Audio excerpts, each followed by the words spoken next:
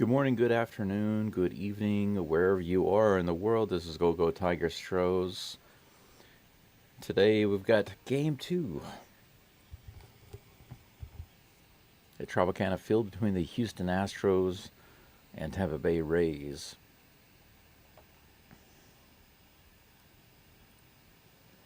Astros decisively took game one against the Rays. Not only did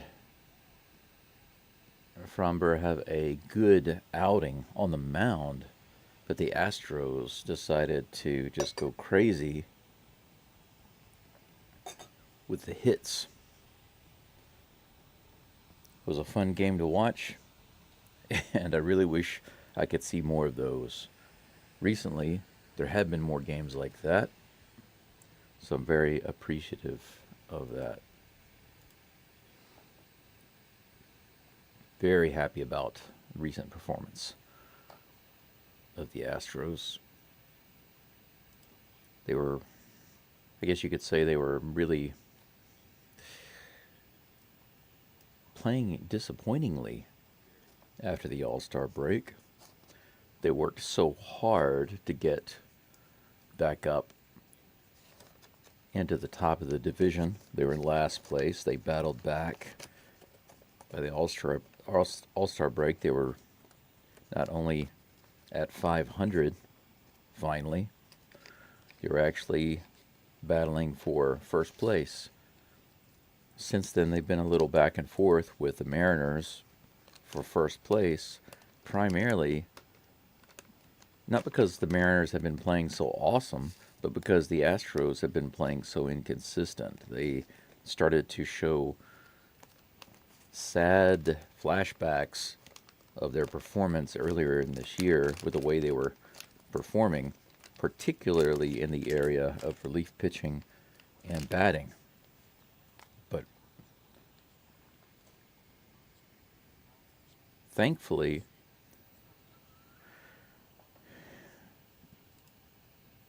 pause the audio on the game right quick. It's a little distracting. But thankfully, the Astros bats have woken up. But during this entire time, just for several weeks now, the starting pitching for the Astros has not been a problem at all. They got Yusei Kikuchi. He came in. He's been throwing strikes like nobody's business. Spencer Arrighetti has been performing extremely well. Framber Valdez has been doing really well. Hunter Brown has continued to do really well. And so they've got and Renel Blanco, it is true that as of late he has tapered off a little bit. Not that he's doing bad, but he hasn't been as stellar as he was earlier in the year. However, overall, the Astros starting pitchers, despite having been decimated by injuries, have really come on and recently been the number one key keeping the Astros where they are, getting them where they are, keeping them where they are. It was the bats and the relief pitchers that were blowing the games. But finally, after the All-Star break and all of that struggle, Astros have finally started hitting the ball. And that's really great news. I've seen other people talking about it. Some people are Astros commentators, and some of them are actually commentators for other teams. And what many people are now saying is they're getting scared with the Astros playing like this. All right, guys. Let me take a look at the lineup here. Altuve is starting off at second base. He's the leadoff batter. And the crowd showing their stupidity for booing a player that's never been a cheater. But here comes the first pitch from Baz. Swing and a miss. No, actually foul tip, but caught by the catcher. Altuve sitting at 304 for the season.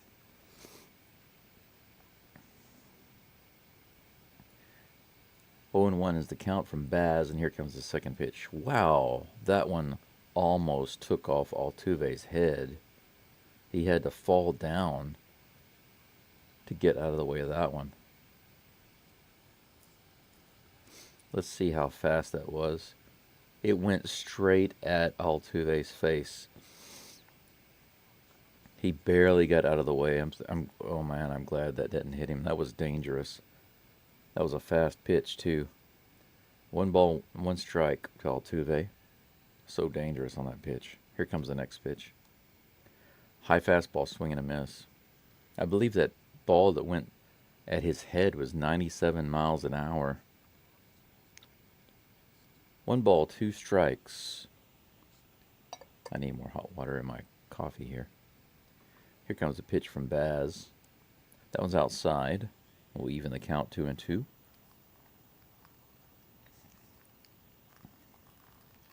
So striking a ball, striking a ball.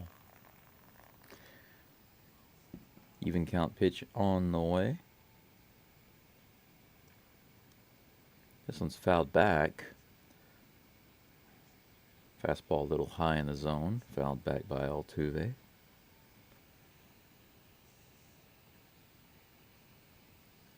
It's about 7 minutes before 8 a.m. here in Hiroshima. Here comes the 2-2 pitch. This one's hit really high and foul. Looks like the third baseman is going to have a play, and he's got it. Unfortunately, Altuve fouls out. That'll be the first out of the inning. Alex Bregman comes up to bat. Man, I need to get my reading glasses so I can see that.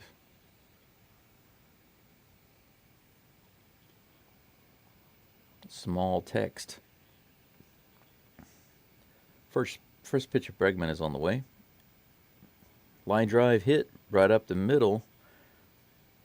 Base hit for Bregman. Astros have 1 runner on. Just like that.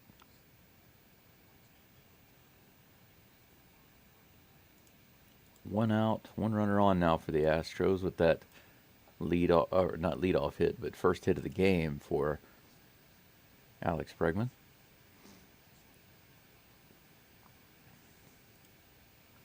Yordan Alvarez comes up to bat with a runner on and 1 out. Here comes the pitch from Baz. That one's high and outside.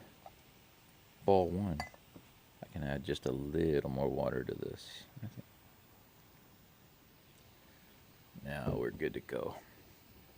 1 ball, no strikes to Alvarez. Alvarez up to 308 for his average. Swing and a miss on that high fastball. Yordan actually struck out 3 times yesterday. He did have a hit.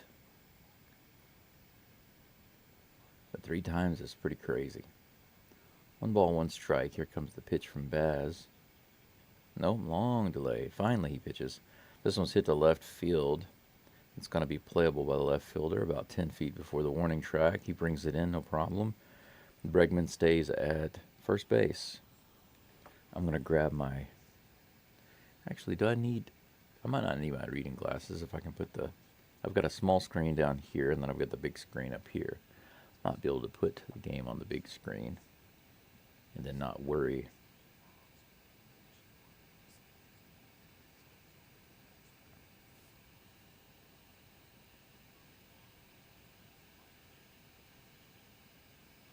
Yeah, that's what I'll do.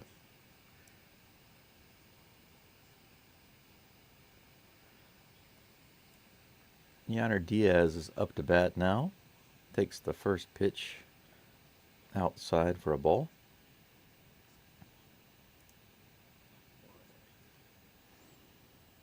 Here comes the next pitch from Baz. That one is low and away. Ball 2.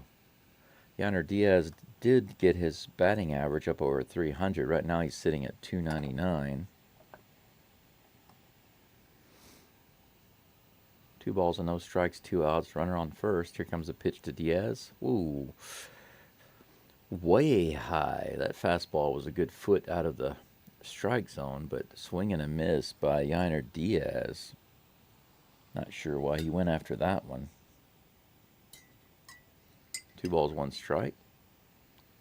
Baz with the long delay. Here comes the pitch. This one's hit foul out to the right side. 97-mile-per-hour fastball.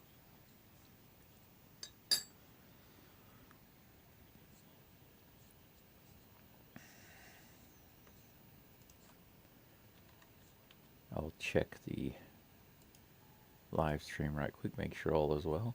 2-2, the count is even. This will be the 15th pitch of the inning for Baz. Swing and a miss, low and outside. Strike 3. That's it for the Astros this inning. They come away with 1 hit and strand 1 runner. Yusei Kikuchi will be on the mound today. He's already out there for the Astros. He jogs out, quickly picks up the ball to start warming up.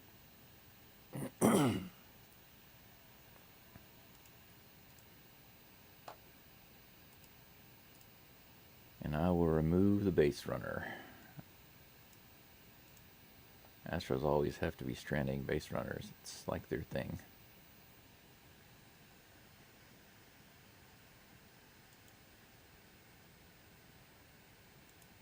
I need to take that off the screen. It's blocking. So there we go. That's better.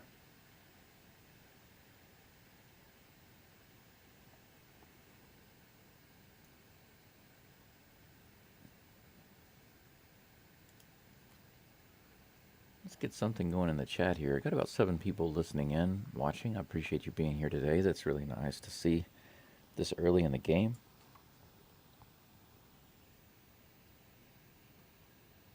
Yesterday's game consistently had, let's say, 10 viewers through the whole game, which is good. Haven't seen the big spike in the 7th inning in this series or even in the Red Sox series like I saw with the Rangers. Man, the Rangers games, when it got to be about the 7th inning, a ton of people were coming in. I'd have about 30 to 36 watching simultaneously. And that was, and still is, the record for my channel. People viewing at the same time. That's pretty good.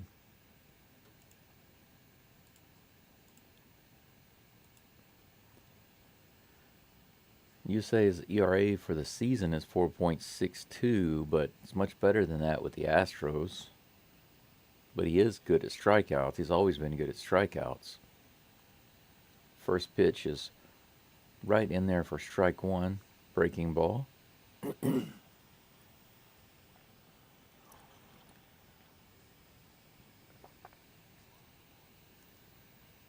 Leadoff batter for the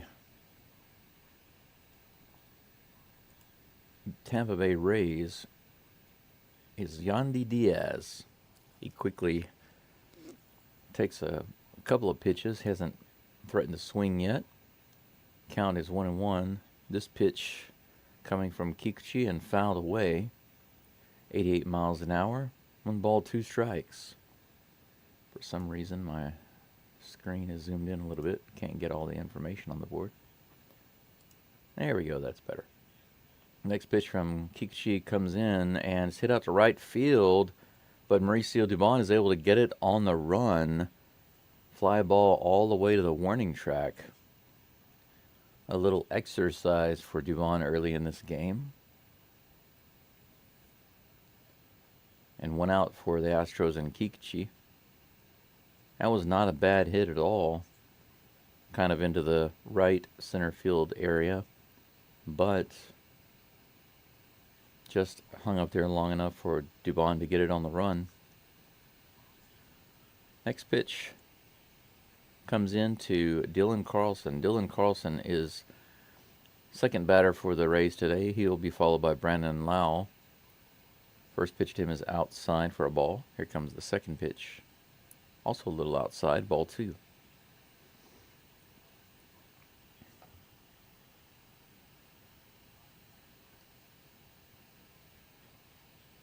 One out, 2 balls, no strikes.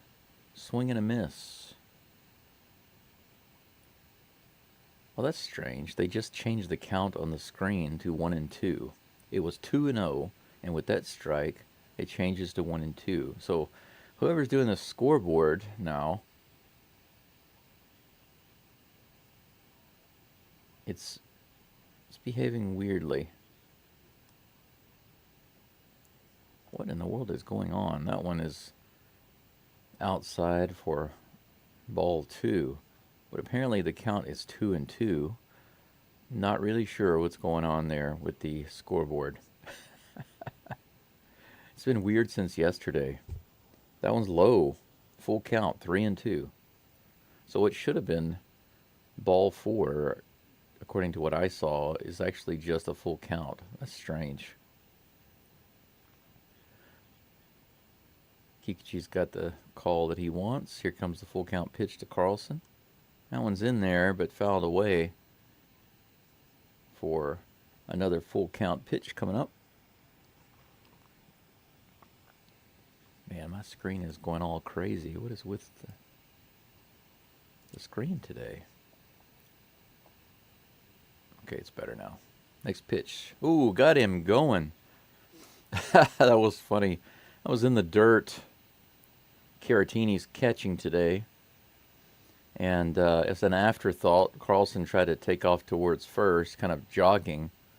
But Caratini picked up the ball and just tagged him on the butt as he went by. So he got him. That was silly. Why even make that action if you're not really going to commit yourself to it? So that's out number 2, and Kikuchi gets his first strike out of the game.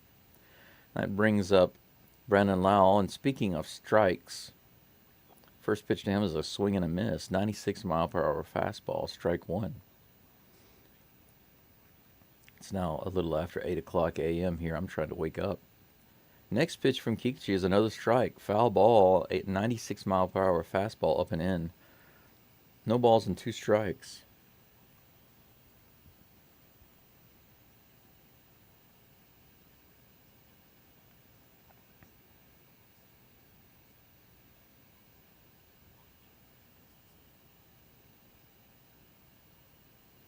"13 pitches now for Yusei, and here comes the third pitch against Lau. That one's low. Ball 1. That was kind of strange. A little low, bounced off the glove of Caratini and shot out to the side. 1 ball, 2 strikes.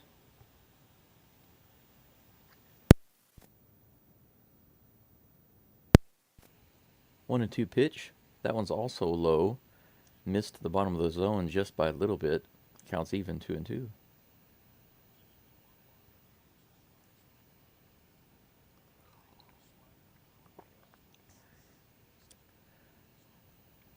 Kikuchi was thinking that might be a strike, but it was just a little low. This one's right in the zone, but hit high into left center field. Who's got it? Chas McCormick got it on the run.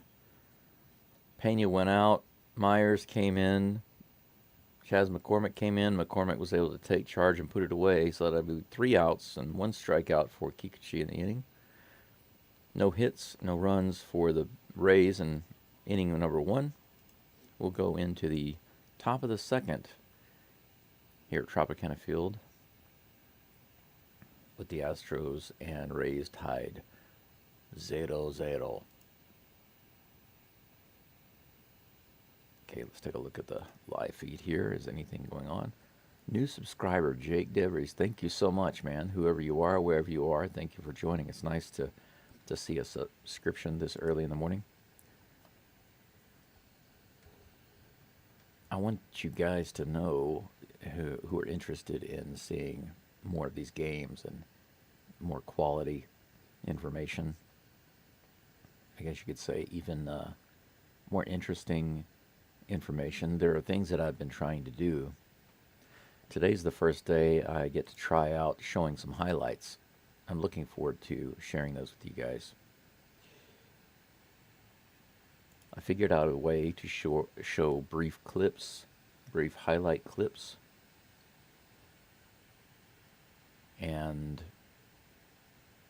I can't tell you exactly how many different things I worked on yesterday, because Tuesday nights, for me it's Wednesday morning right now, and Tuesday nights, every Tuesday night, I have free Japanese lessons at the local community center. I live in Hiroshima, small town in Hiroshima Prefecture, And here I study Japanese at a language school, but we're on summer break for this week.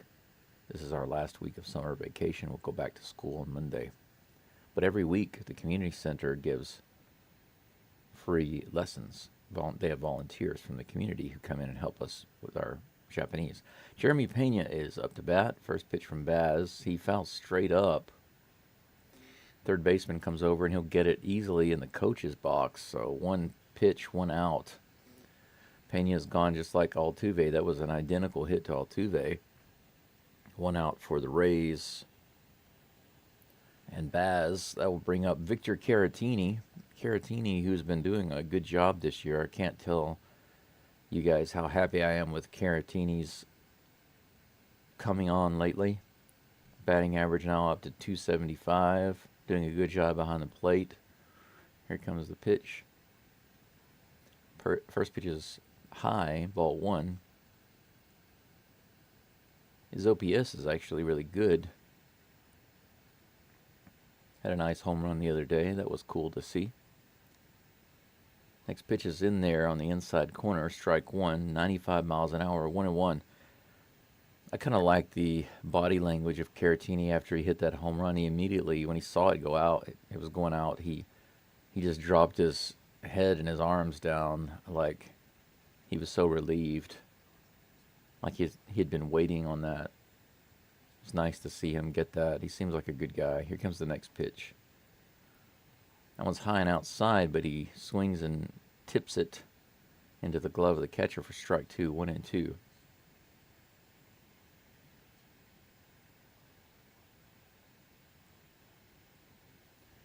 The dynamic right now with Diaz and Caratini being able to do different things, take different roles, and perform well in all of them is good. Really good for the Astros.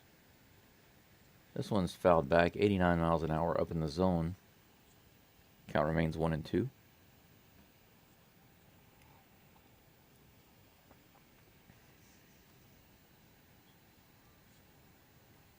One ball, two strikes. This is the 21st pitch, actually, for Shane Baz. Curveball inside that will even the count, 2-2.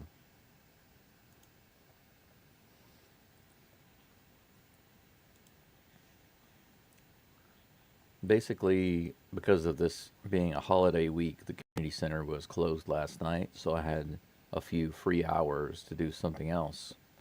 Next pitch, another curveball inside and low, swing and a miss. That will be strike three.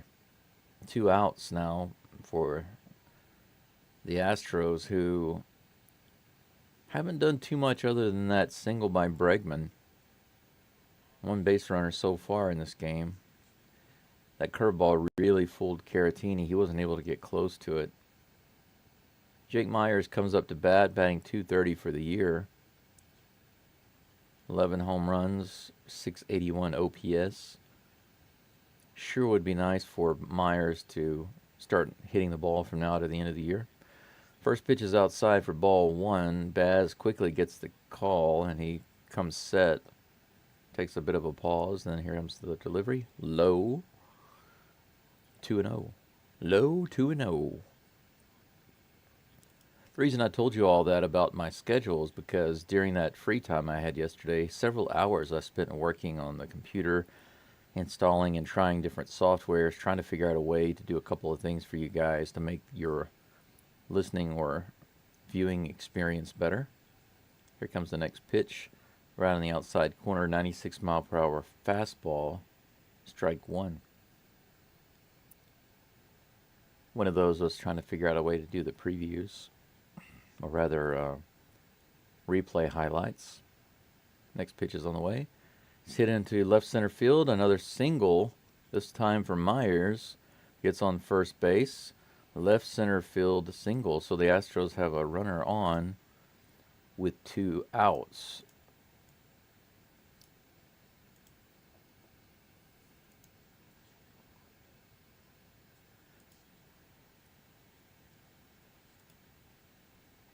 So the Astros now have 2 singles in 2 innings. Mauricio Dubon comes up to bat. Dubon batting 8th in the lineup. He'll be followed by Chas McCormick. Dubon's batting average has come all the way down to 255. He takes a ball on the first pitch. That was a good eye on that one. Long delay by Baz. Finally, here comes the next one. There is a line drive shot down the third baseline and diving catch by the third baseman. That will end the second inning, and the Astros once again strand a runner on first. Almost kind of useless to get a guy on first like that when you've got pretty low batting average guys coming up with 2 outs. So Myers gets on for the first time in a while. He hasn't been doing so hot. He manages to get on, and Dubon, despite striking the ball really well, is put out on 2 pitches. Kikuchi would be facing Christopher Morel Jr. Caminero and Jose Caballero in the bottom of the second, and coming up in just a moment.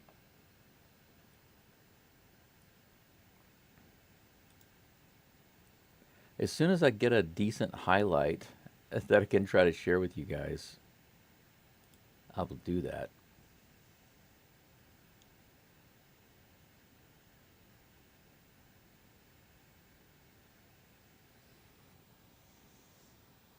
I'm actually going to grab my glasses right quick. It'll make the game a little clearer. It's still kind of early in the morning. It's a little after 8 o'clock, about 8:13. I am sipping on my coffee, but feeling a little sleepy, a little blurry as I'm looking at the screen here. One moment, guys.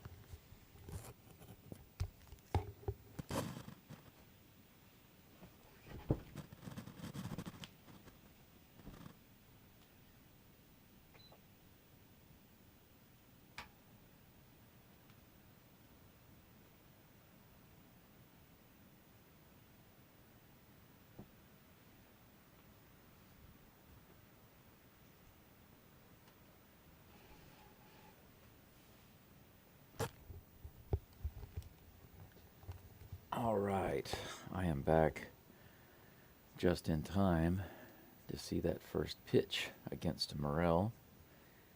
That's strike 1. Kikuchi quickly delivering the next pitch. Swing and a miss, strike 2 on that 96-mile-per-hour heater. 0-2. My glasses seem to be full of fingerprints. Here comes the 0-2 pitch from Kikuchi. Fouled away. Swing. Fouled away. 95-mile-per-hour pitch. Morel batting 192 this season. My second alarm is going off. Next pitch. Bouncer in the dirt. Inside. 89 miles an hour. It's going to be ball 1, 1-2.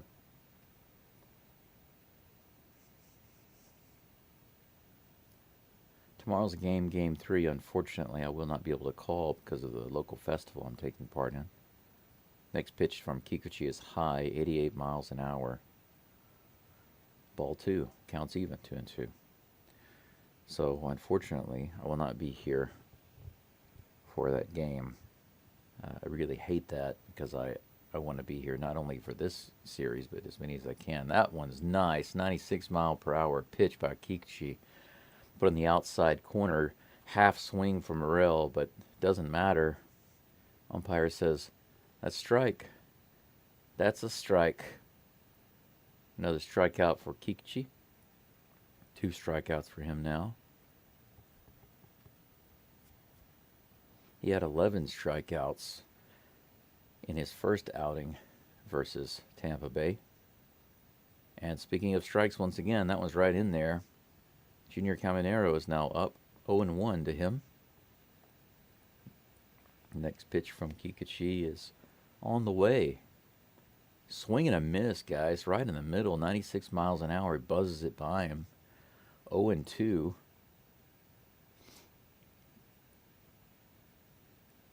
Junior Caminero.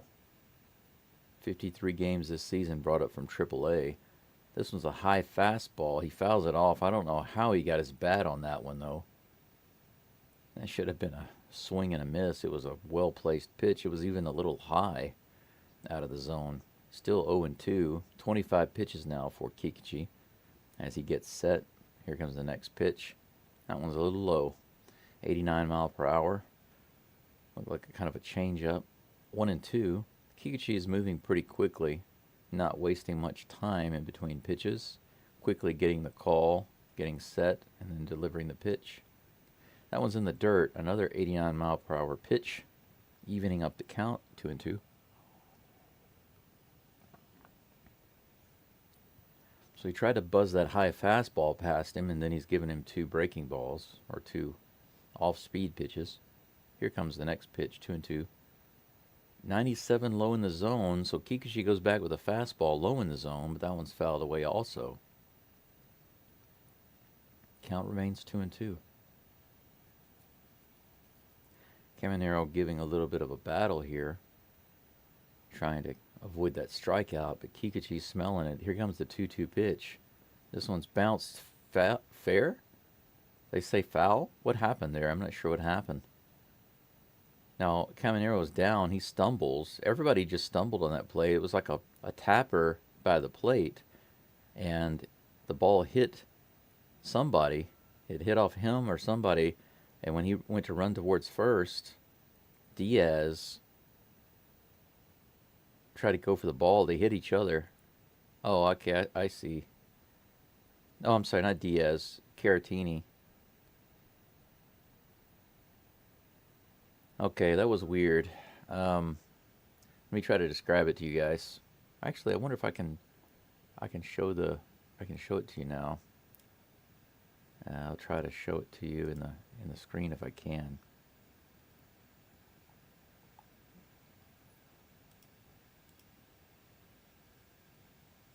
Display, not the display.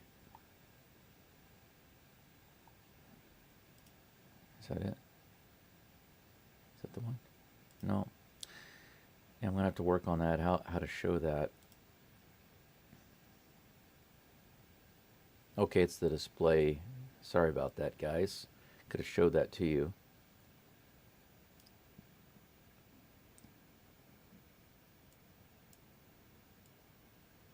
Next pitch.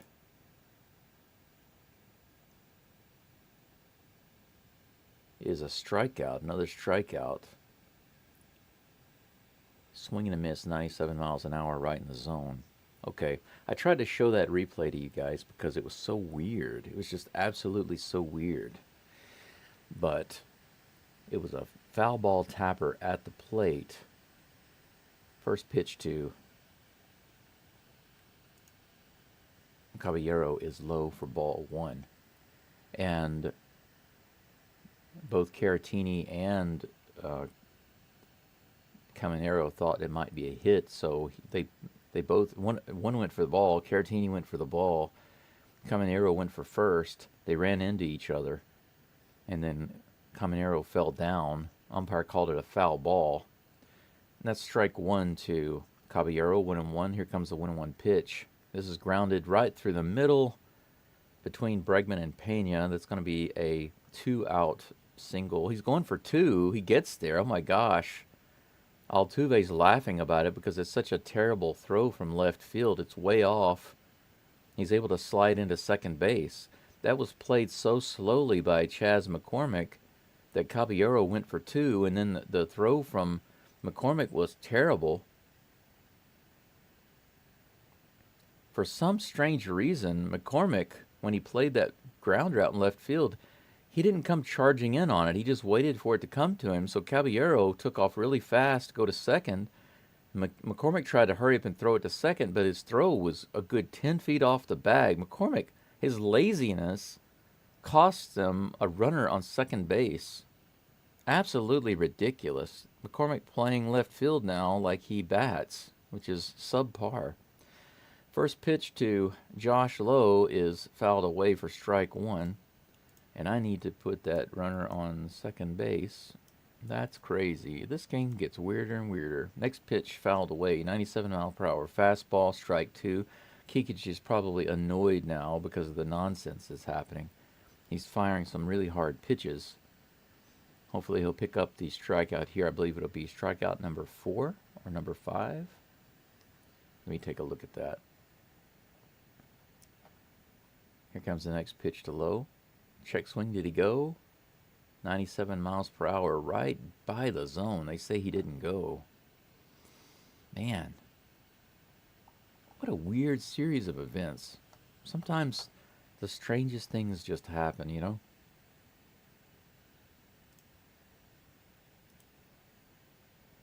Two outs, 2 strikes, no balls, runner on second. Here comes the pitch.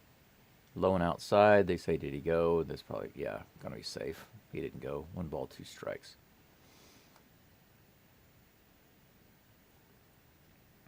Actually, on that last pitch with a check swing, it was a strike on the corner. It's 1-2. Kikuchi steps off the mound,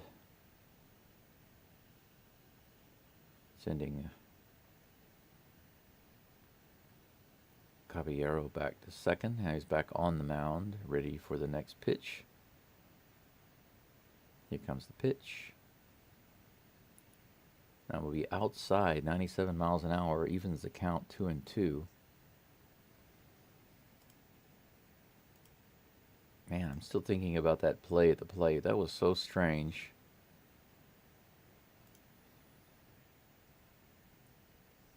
Here comes the pitch from Yusei. This one's hit to center field. It's going to drop, and that's probably going to score a run. It does. So Chas McCormick's nonsense comes back to haunt the Astros. I don't see an error on the board, but that very much should be an error on Chas McCormick. Chas McCormick, because he plays that ball so lazily and then makes the absolutely horrendous throw to second base, which is a very short, easy throw, allows Caballero to get on second base, and with a single from low, he scores. The Rays are on the board 1-0 because of the laziness of Chas McCormick. Good job. Wow. First pitch to Johnny DeLuca is 97 miles per hour, almost takes off his head. And low steals second base. So now Kikuchi's about to deliver his 40th pitch of the game here in the second inning to Johnny DeLuca. That one's on the outside corner for strike 1. 1-1 is the count.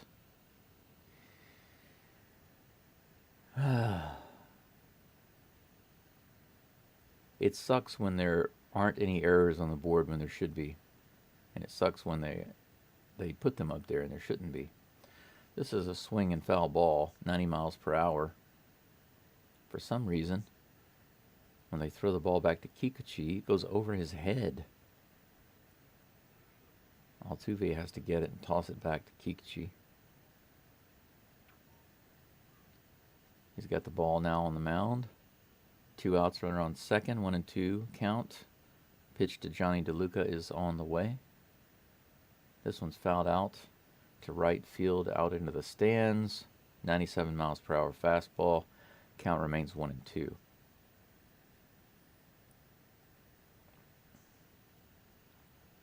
Man, just send Chas back to AAA for real. Just send him back to AAA. I'm tired of seeing him on the field. I'm tired of seeing him destroying the Astros batting with nothing useful to show for it. 2-2. That one's high and outside, 88 miles an hour. Chas McCormick, what is he batting now? I think he's coming up to bat. Yeah, he's coming up to bat. He's the leadoff batter. If he doesn't get a home run, then I would pull him out if I were the coach. You got to redeem yourself for that run. Here comes the next pitch, 2-2. It's bounced to Bregman. Bregman fires to first. Out number 3. Finally, an actual good fielder gets the ball. Finally puts the Rays down for the inning. But not before the Astros give up a run, or rather Chas McCormick gives up a run. giving the Rays the lead 1-0 on that nonsensical series of plays. That's one of the things that's one of the basics of baseball. If you're playing deep as an outfielder and a grounder comes through the hole, you charge it and then pick it up and bring it in as quickly as you can. Why? Because stuff like that might happen. The hitter rounds first and books it to second and slides in. Despite his laziness on the play, McCormick still had time to make the throw to Altuve at second, but it was such a terrible throw, a good 10 feet off the bag, that Altuve had to run out to get it. And Caballero was easily able to slide in safe at second. Scored on the single.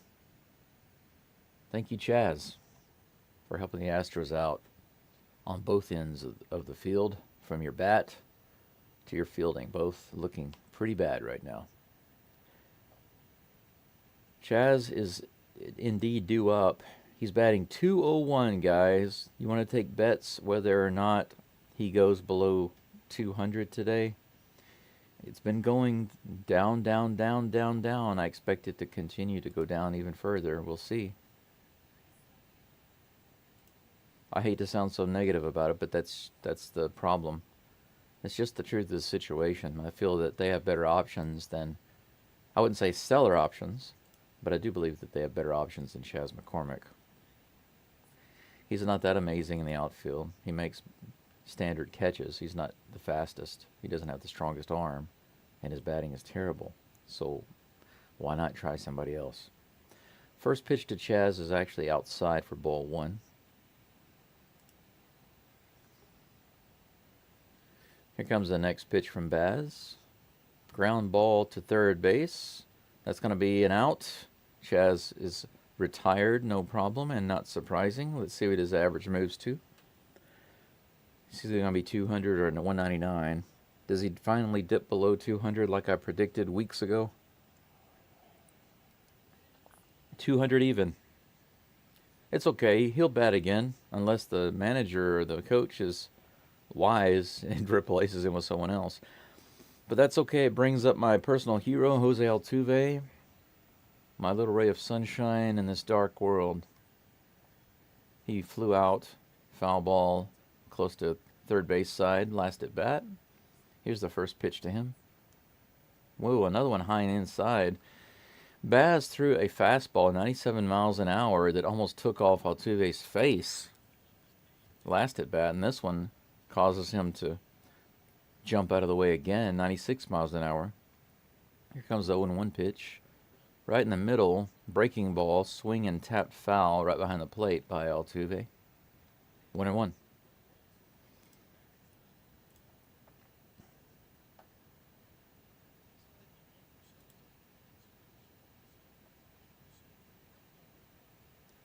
One ball, one strike. This will be the 33rd pitch for Shane Baz. A little high, breaking ball, but too high. Ball 2, 2-1.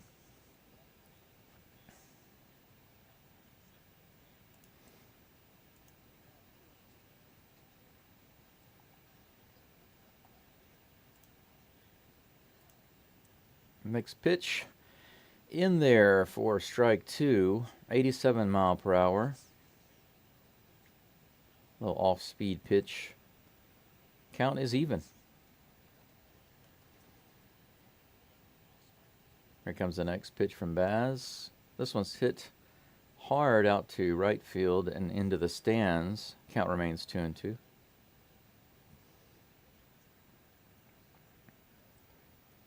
They're having problems with the right field scoreboard. It's showing some messed up numbers. I'm pretty sure the fans are upset about that. Here comes the next pitch from Baz. Really high and out of the zone, 97 miles an hour. That's a full count. Altuve, good at bat here, swinging at the close pitches to laying off the bad ones. He's got the laser focus look in his eye right now, giving Baz the stare down. Strike three, just barely on the inside corner. Altuve tossed his bat away, hoping that it was ball four, but it was in there. He's smiling about it, but I think he's smiling because he tried to get that walk, but it was in there. 97 miles per hour, right in the lower inside part of the zone. Sad ending to that at bat, unfortunately. Out number two. Bregman is up. He had a single his first at bat. He takes that one for a strike. So after a nonsensical inning for the Astros in their defense, they come back and are quietly just kind of lying down right now. Bregman hits it down. Not to be quiet, Bregman comes through with a double. He hits it right down the third baseline. He'll cruise into second, no problem. Wow, a single and a double. Bregman thinking cycle today?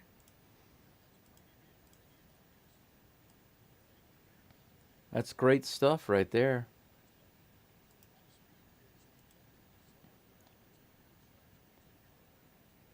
Alex Bregman with a 2-out double right down the line. The only Astro on the field right now that is determined not to lay down at the plate. Myers is 1 for 1, surprisingly. Yordan Alvarez comes up to bat now with Bregman on second. So we've got a runner in scoring position with 2 outs. Similar to the Rays got a guy in scoring position on Chas McCormick's laziness and terrible throwing. It'd be nice for Alvarez to make up for that now. One teammate makes an error, another one can pick it up. I hope so. Here comes the 1-0 pitch. That one's high, ball 2. Seems we've got a comment in the... Chas needs to go back to the Space Cowboys. I don't know why he ever got sent up after the injury. I agree with you. I mean, he had some short glimpses last year of some really, I don't want to say greatness, but just being a potential good support player, but he just has fallen through completely. Yordan Alvarez swings and fouls that one away. That'll be strike 1. 2 balls, 1 strike to Alvarez. Bregman on second base with 2 outs. Here comes the next pitch from Baz. Low and inside, almost in the dirt. Ball 3, 3-1.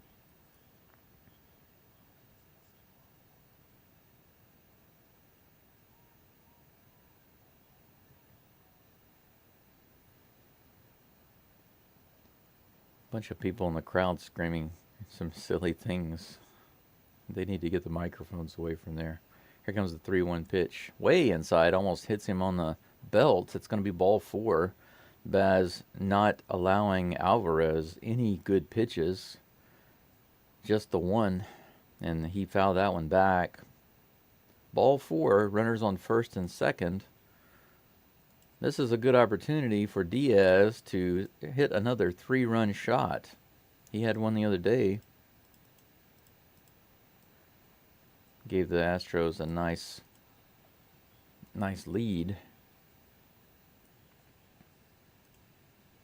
How does Diaz look at first? He hasn't really had to do much so far.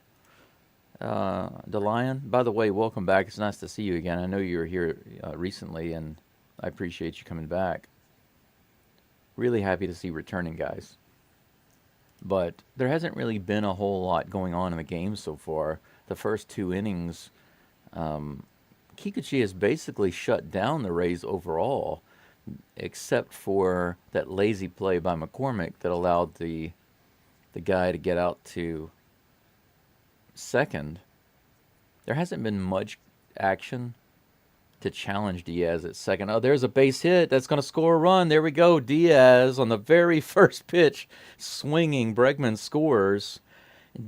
Yordan getting to third base. The Astros have runners on the corners. Thank God. Yiner makes up for that broke play from Chas McCormick in the last inning.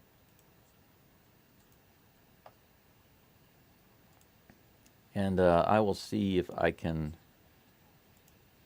Maybe show the display here. Can I show that? There we go. You can see it right there in the screen, right? There we go. Right in the middle. Excellent. I was able to show it. Woohoo! Man, I got to move fast to do that. I can't do that slow. I got to move fast. All right. Jeremy Pena's up to bat. He almost gets his head taken off with that fastball up and in.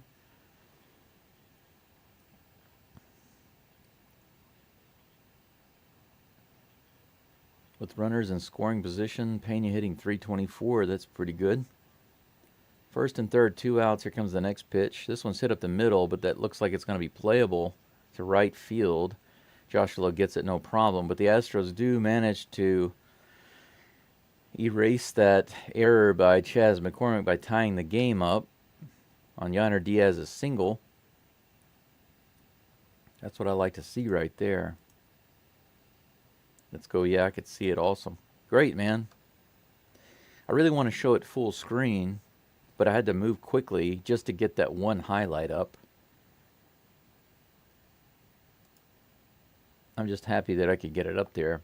I did a little bit of research on copyright stuff, showing like the replays, the short clips, maybe 3 to 5 seconds long. I saw another channel doing it. That's why I started asking questions about it, because there's a Houston Astros Spanish. There are actually a couple of them, but there's one stream in particular that only does Astros games in Spanish on YouTube. And after the big plays, they often show these short little clips of the highlights. And I was wondering, is that actually allowed? And essentially, because the clips are so short, because they are replays with my commentary, they're considered to be fair use. So I decided not to worry about it. Why not?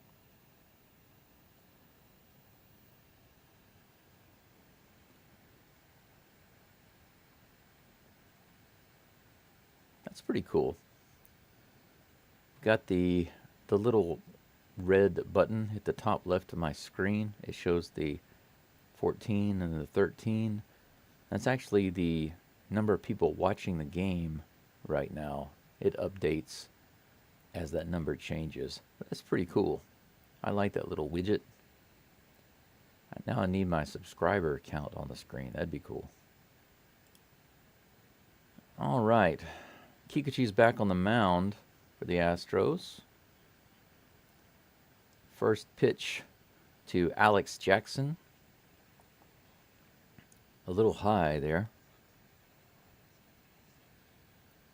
but a swing and a miss for strike one. Second swing is a bouncer to Bregman, who has an easy play over to first base. Makes the throw. Yainer takes it. 2 pitches, 1 out.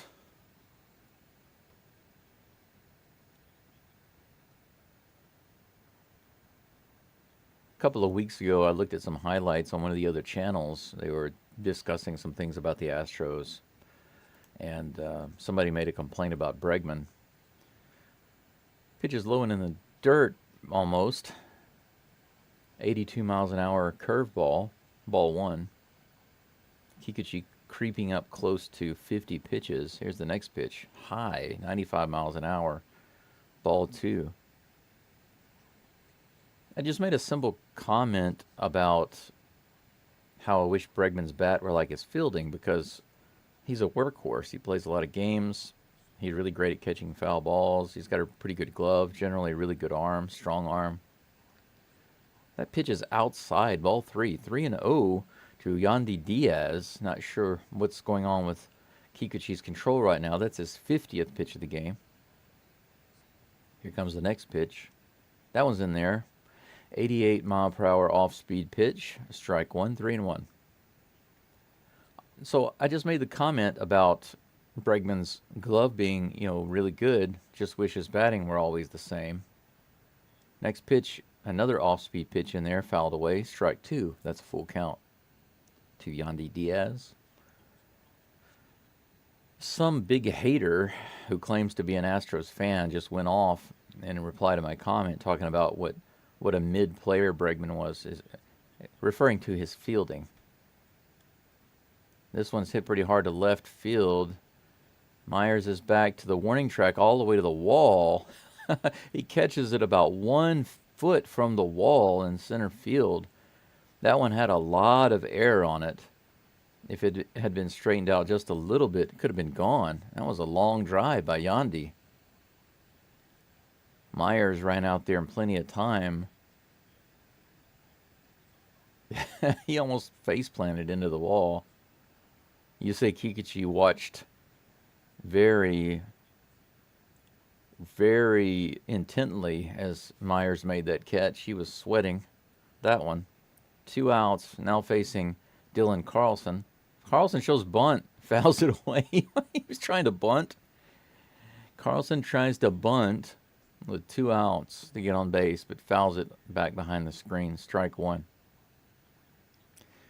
But anyway, this guy, this hater in the comments said that Bregman had one of the highest amounts of errors for an infielder or any fielder in the major leagues. And he made it sound like that was a really terrible thing.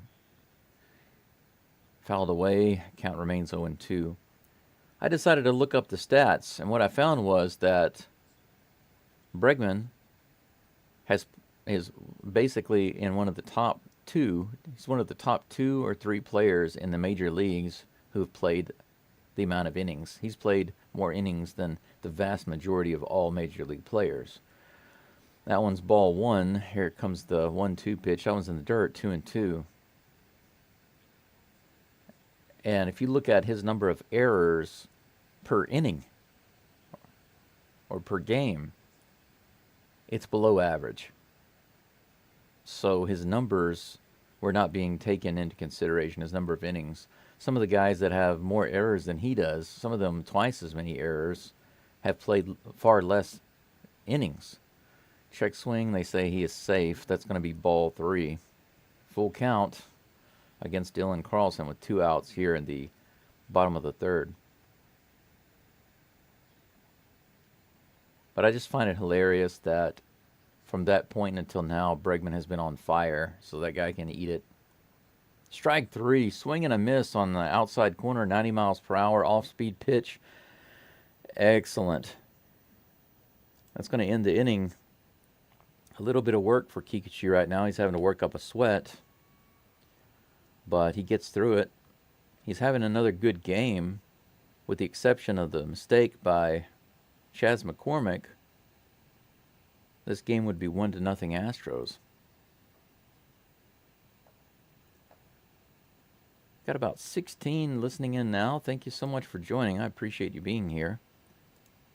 Let me take these base runners off. There's nobody on base right now. We're going into the top of the 4th. Astros are coming up to bat shortly.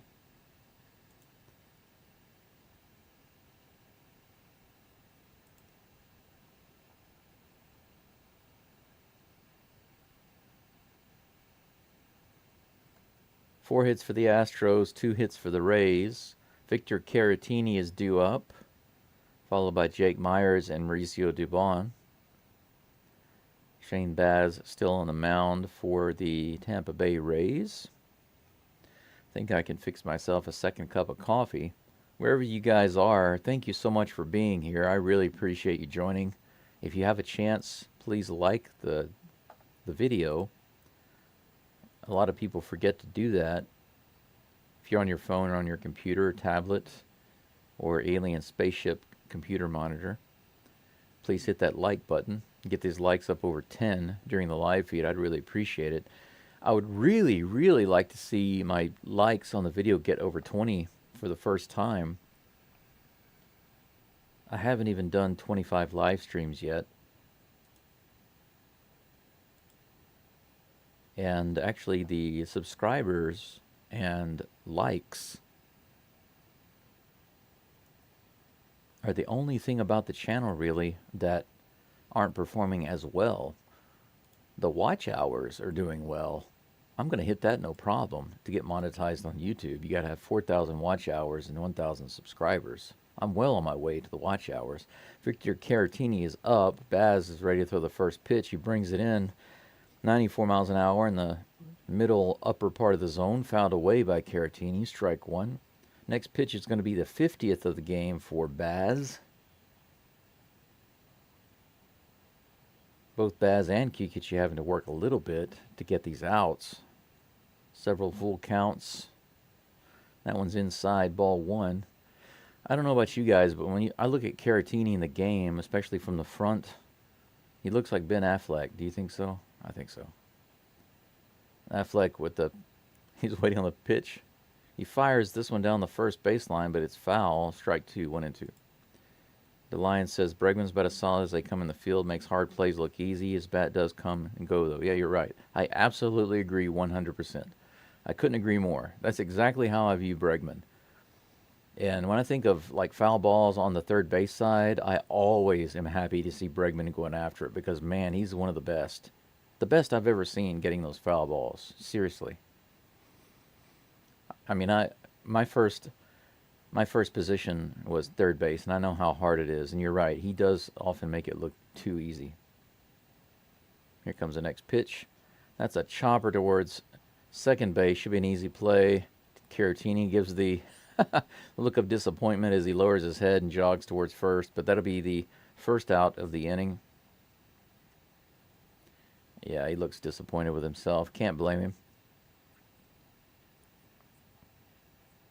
It really sucks to swing the bat so hard and just get a tapper to second base. It's like, man, really? Jake Myers comes up. He had a single his first at bat. First pitch to him is high strike. Checked off his bat. If he had been able to hold up, that would have been ball one. It was about 8 inches out of the zone.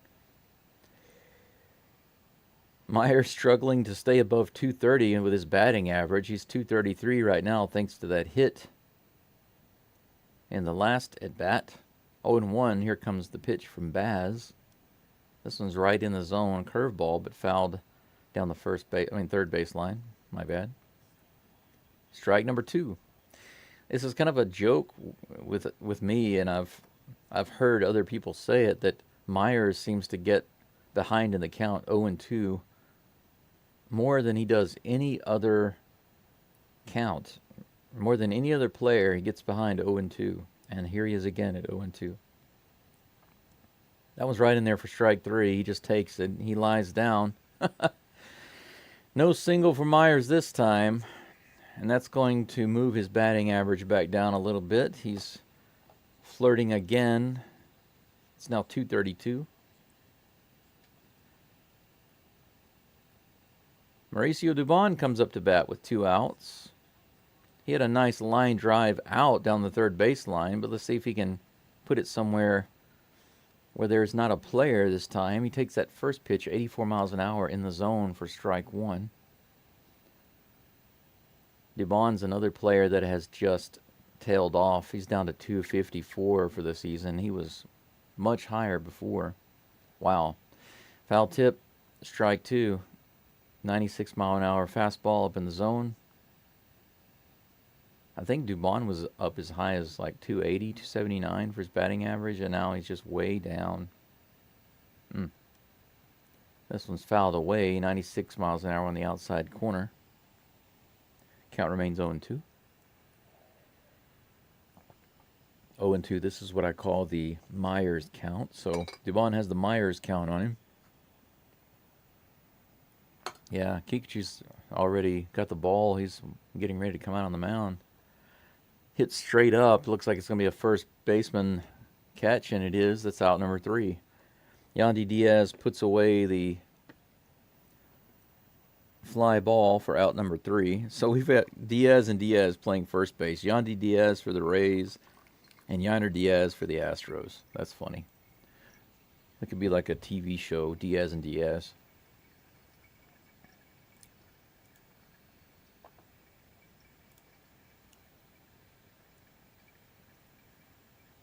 Got about 18 listening in right now or watching. That's great, guys. That's really, really awesome. I'm surprised to see this many listening in or watching this early in the game. Usually it doesn't start to get busy until the 7th inning. But it's nice to see so many people interested in the game today. If there are any decent highlights, I'm going to try to show them to you, because I do have the ability to do some replays here.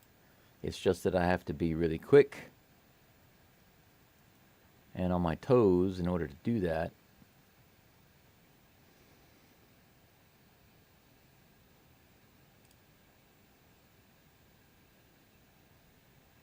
Yusei Kikuchi is about to come up here in the bottom of the 4th. 3 innings, 1 earned run, but that should be on Chaz McCormick's head, not Kikuchi's head. Kikuchi has 4 strikeouts, so 4 in 3 innings. I would imagine he's going to pick up at least 1, if not 2 more in this inning.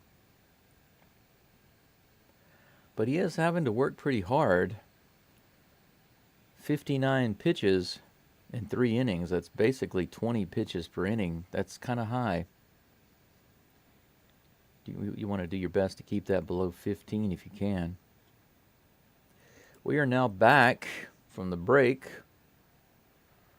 Brandon Lau is on.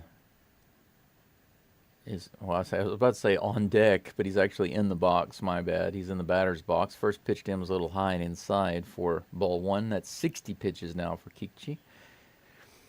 Here comes the pitch. In there for a foul ball. 85 mile per hour off-speed pitch. 1-1.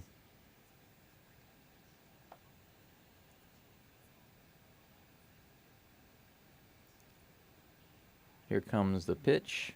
Another pitch right in the middle. That one goes off to the left field box. Opposite field hit by Lau. That was a dangerous hit, going as far as the wall out in left field and missing the foul pole by about 15 feet. Strike 2.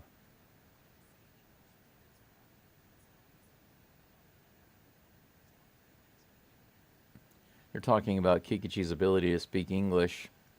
He speaks English fine, and he's picked up a ton of baseball lingo and English since he's been here. This one is fouled away by Lau. 96 miles an hour on the inside corner. Foul to the left side. Down out into the crowd on the third base side. Count remains 1-2. But it's interesting how even though he speaks English, he still uses the translator for a lot of his official statements and stuff. I guess he wants to make sure he's accurate.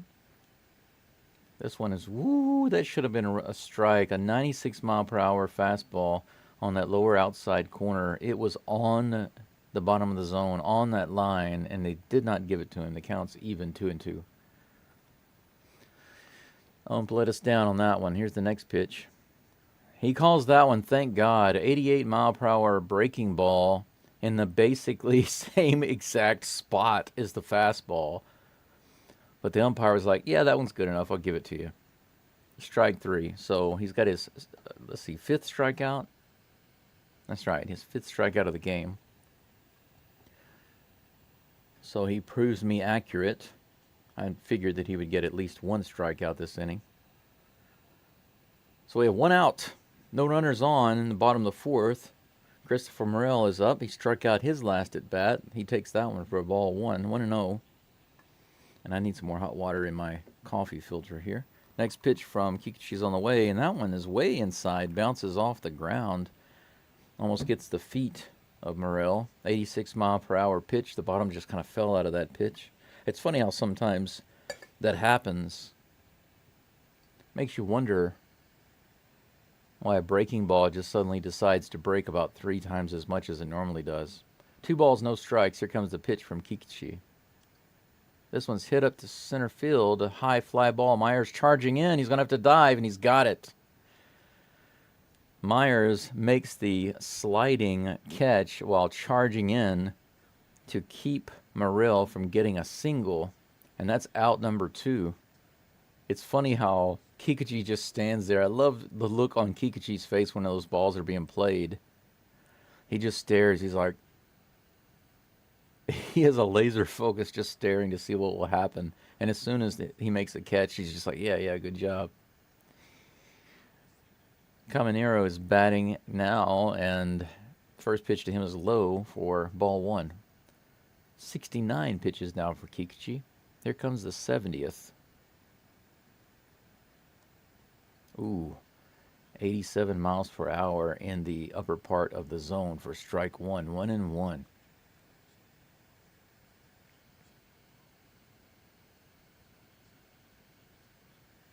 Here comes the 1-1 pitch. On the outside corner, swing and a miss.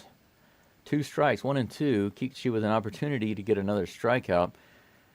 I just saw that Jake Myers got a bad jump on that hit. He shouldn't have had to charge it and make that catch on the slide. He just misplayed it and started running too late. Here's the next pitch. That one's in the dirt for ball 2, 2-2. Yeah, they're showing it again.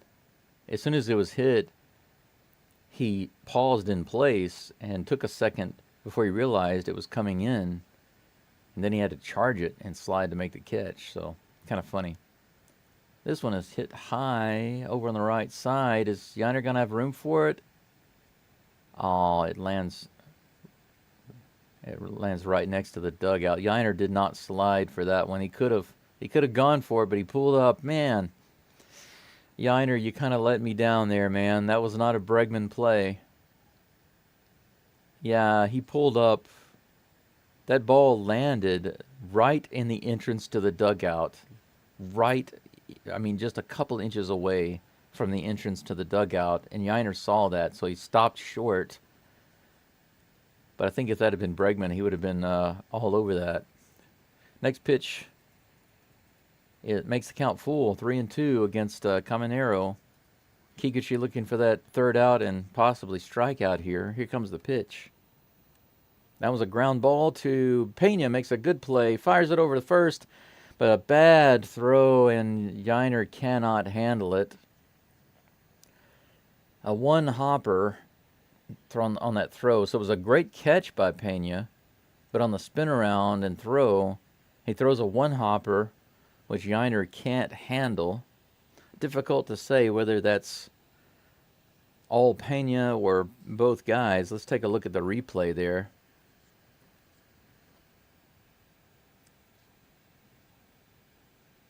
Let's see. Here's a better angle. Yeah, Yiner had a chance to catch it, but he just couldn't get the glove on it. So runner on first, 2 outs. That brings up Jose Caballero. He hits a slow roller to Bregman. Bregman fires to first, and he shows Pena how it's done with the throw. That's out number 3. But let me see if I can show it. Can I actually? Oh no, I've got the. Okay, I tried to drag the slider back because I'm watching this game live. I tried to drag the slider back so I could show you guys the replay of that error by Pena. It looks like they didn't give him an error though. That's strange. They gave him a hit. They gave Lau a hit. I was going to see if I could show you the replay on that, but apparently I can't drag the slider back.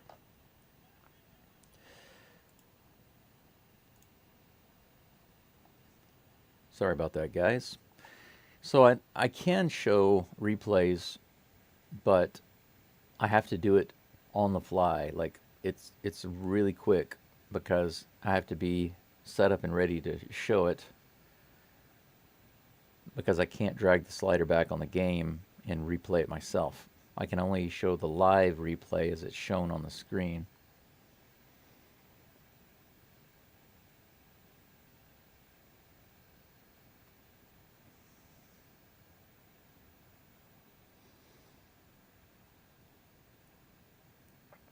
But that was a strange play.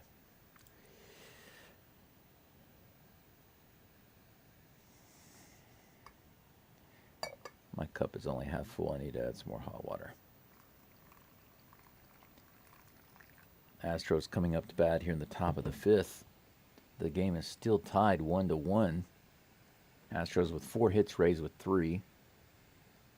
Chas McCormick is leading it off. Will he get below 200 for his batting average right here, or will he pull off a miracle and get a hit? Let's see. First pitch from Baz. Hit to the right field. Going to be an easy fly ball for the right fielder. This is going to do it for Chas. He's now down to 199, I'm sure. He's got to be down to 199 on that play. He is. Congratulations, Chas McCormick. Weeks ago, I predicted that he would go under 200 for his batting average, and he has just proved me right. That brings up my personal hero, Jose Altuve. He's over 2 today. He was struck out looking on a full count his last at bat, and before that he had a foul out. Very first pitch is high and inside, but on the corner for strike 1. 94 miles an hour. Come on, Altuve. Time to get it going, man. Let's do it. Bat waggle going on. Here's the second pitch. That one's outside for ball 1. 1-1. It's going to be time for me to take a restroom break after this inning.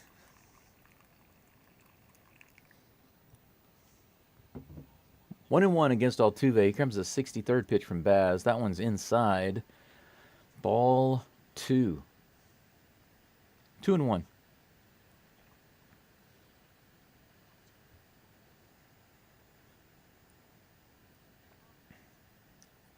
Chas is riding coattails right now, man. This one's hit hard to left field. Is it going to be playable? It is. The left fielder was playing a little deep. He's just barely able to make a slide and grab it. He robbed Altuve of an extra base hit right there. It almost got down. Good ride by Altuve. He ripped that ball to left field, but it stayed up just long enough for the left fielder to get it with a slide. His glove less than a foot off the ground. 2 outs. Bregman comes up to bat. Yeah, Bregman is 2 for 2. He's got a single and a double. He's looking for the triple and the home run to complete the cycle. If he does them in order, this will be the triple. First pitch to him is in there for a strike, just barely. Here comes the 0-1 pitch. This one's hit hard. It might be gone. It's out of here, baby. He's got the home run. Bregman is 3 for 3 in this game with that solo shot. He's 1 hit away from a cycle. He's got he's got a single, a double, and now a home run. There's that mid-Bregman, right? That mid-Bregman that the troll was talking about a few weeks ago in the comments. But man, now Bregman is hitting the ball like he fields the ball consistently well. That's great. Gives the Astros the lead 2-1. A 2-out solo shot by Alex Bregman. A nice, soft line drive shot into the left field stands. That brings up Yordan Alvarez, who takes the first pitch. Who takes the first pitch for strike 1 in the upper part of the zone, off-speed pitch. 0-1. Here comes the 68th pitch from Baz. Check swing for Alvarez. Doesn't matter. It's in there in the inside for strike 2. Bregman catching up slowly to Alvarez in home runs. He's starting to make Alvarez sweat, yeah? That's a bouncer in the dirt. 86 miles an hour for... Let's try this. Is this showing? Oh, no. Wrong screen. I tried to show the replay there. Wrong screen. 96 mile per hour upper and inner. Upper and inner. Let's try this. Here we go. Let's show you guys this. There you go. I showed a little bit. I was able to show a little. Not too much. Man, it's so tricky to do this, guys. In order to make it more efficient, basically what I have to do is I have to have the game going full screen the whole time on another screen. The problem with that is that would mean I would have to have the game going twice while live streaming. That means I have 3 active streams going. I have my live stream going to YouTube. I have the game going on one screen just in case we have a highlight or a replay to show, and then the game going on my big screen here for me to watch and call the game. The only reason I can't really use this other screen to watch live for the replays is because the screen is too small.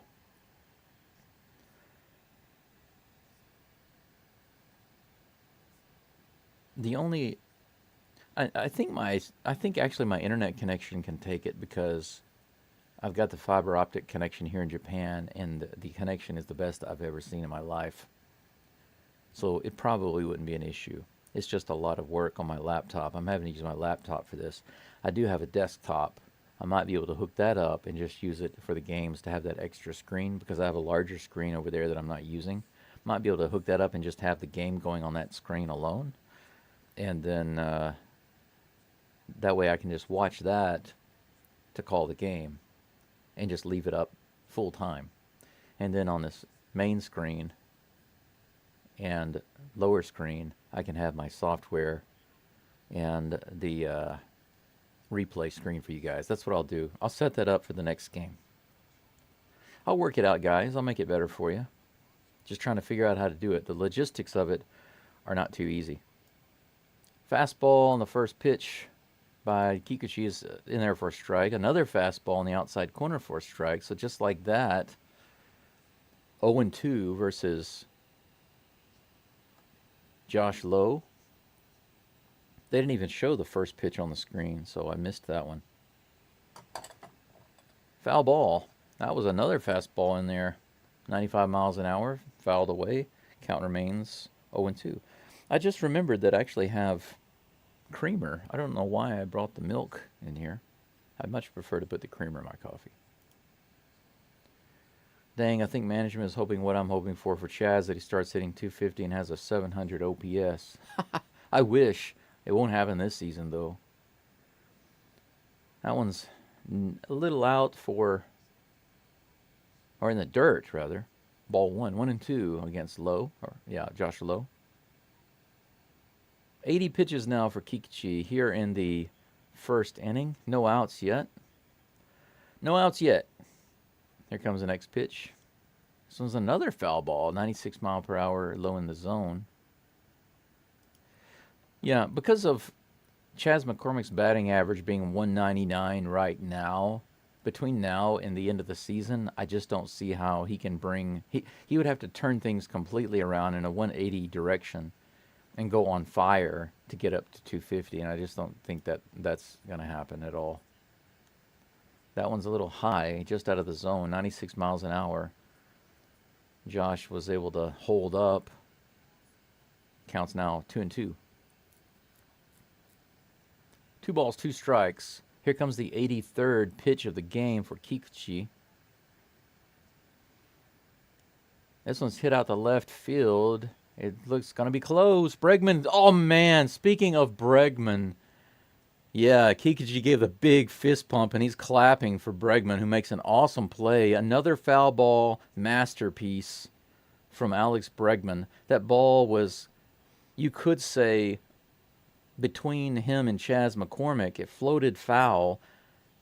He was playing way over, too, around shortstop, and he ran all the way out to left field, went foul, slid, and made the backhanded catch to get the first out of the inning. Great catch. First pitch to Johnny DeLuca is fouled back for strike 1. It's one of the things that I really like about watching Kikuchi. Whenever these plays unfold, he is staring intently to watch to see what happens, and whenever his guys make the play, he's giving fist pumps, he's clapping, he's really excited, he's loving it, man. It's great. Next pitch, fouled away. Another foul ball off of a fastball. Man, let's see. Can I show that?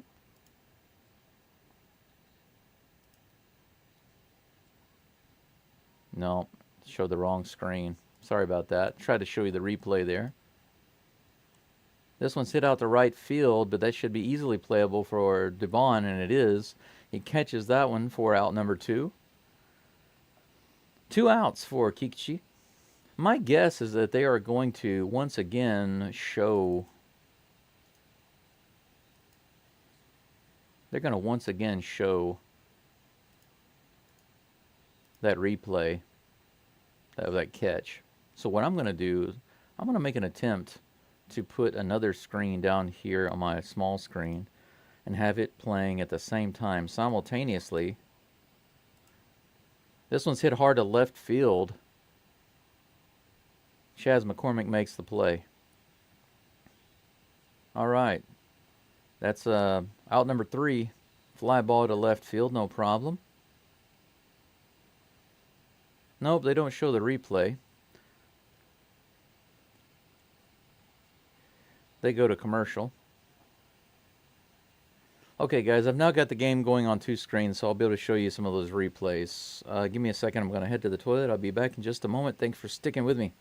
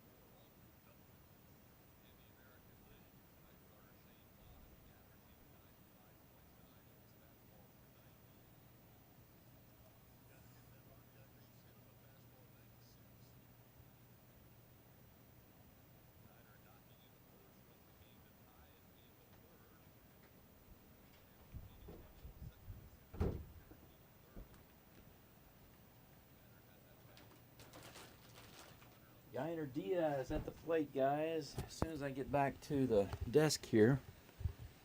Strike 1. Whew, man, that was quick. Had to rush in there, use the toilet, grab my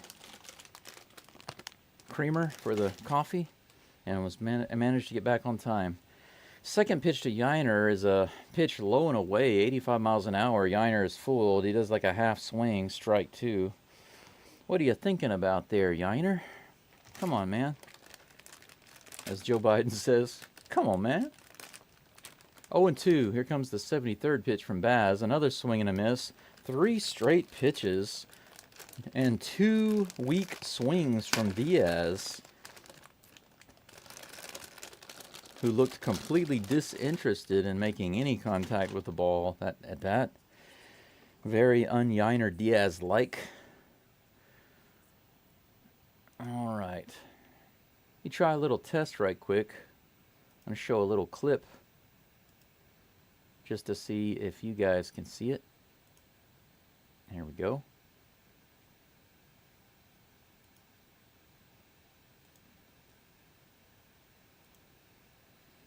Okay, there we go. There was my test clip. Jeremy Pena is at the bat. And 1 ball, no strikes. Next pitch, a little low. Ball 2.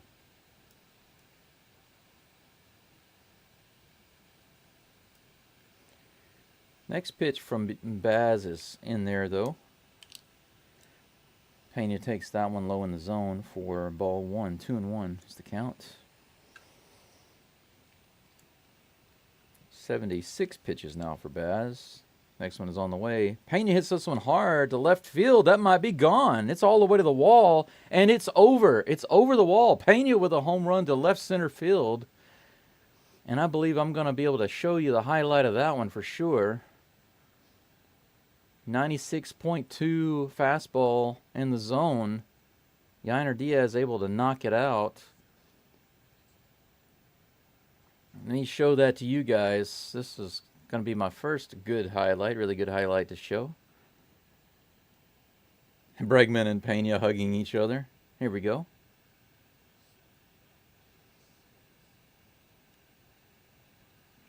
Left center. How do you like that?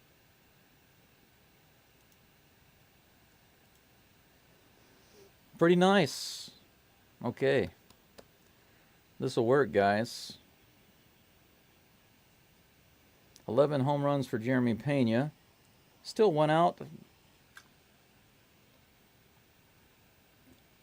Victor Caratini up to bat now. Takes a ball for a 1-0 count. Astros now leading 3-1. Victor Caratini's second pitch taken high for ball 1. Or ball 2, rather. Strikeout on the ground out for Caratini. It'd be nice to see him do something here. He has the power to do it. Here comes the pitch. Inside ball 3. 3-1 is the count. 3-1. Man, the guys doing the update on the screen are once again drinking alcohol because they're way off. Here's the pitch. Hit hard to left field.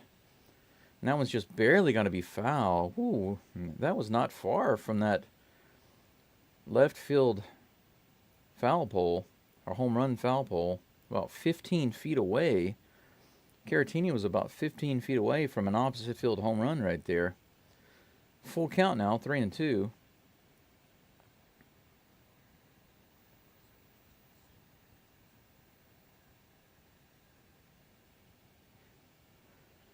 Shane Baz suffering now this game after not having a bad game, just giving up 2 solo shots. Can really turn a game around. Next pitch is inside, ball 4. Just barely missed on that curveball. Good take by Caratini.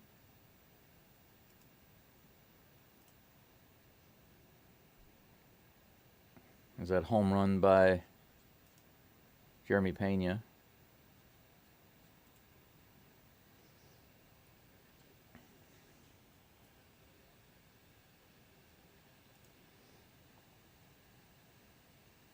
Runner on first base. Jake Myers comes up to bat, and he tries to bunt, and then the catcher throws to first base trying to pick off Caratini. But Caratini was back, no problem. You can see the throwback.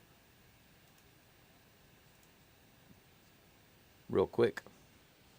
Almost got him.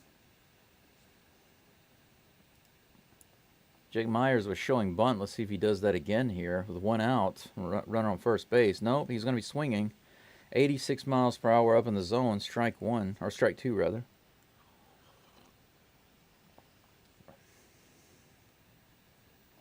Myers calls for timeout.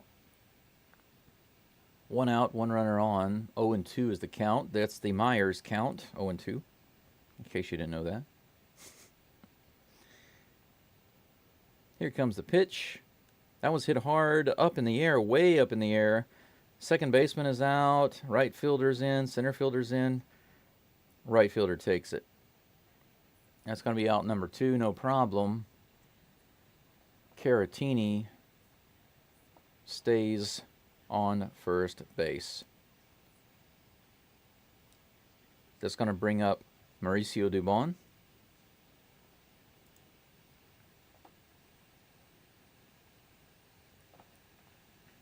First pitch to Dubon is on the way. This one's fouled back. 83 miles an hour, right in the middle of the zone. A good one to be swinging at, but he fouled it back. Strike one.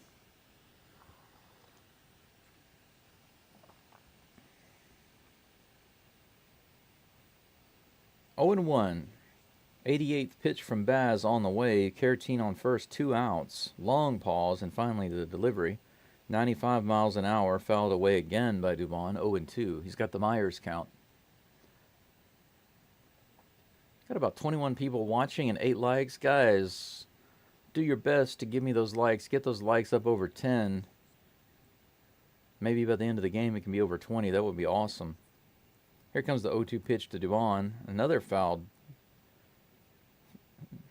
Another one fouled to the right side. 96 mile per hour fastball. Count remains 0 and 2.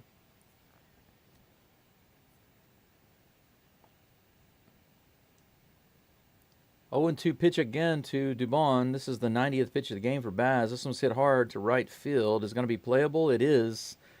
It looks like it's going to be put out by Josh Lowe. No problem.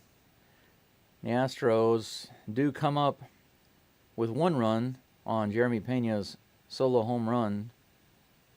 That's going to be it for this inning. We'll go into the... Well, hang on a second. Let me update something on the screen there. There we go. Get that runner off the base. Going to go into the bottom of the 6th, guys. The Astros up 3-1. Astros 6 runs, Rays 3 runs.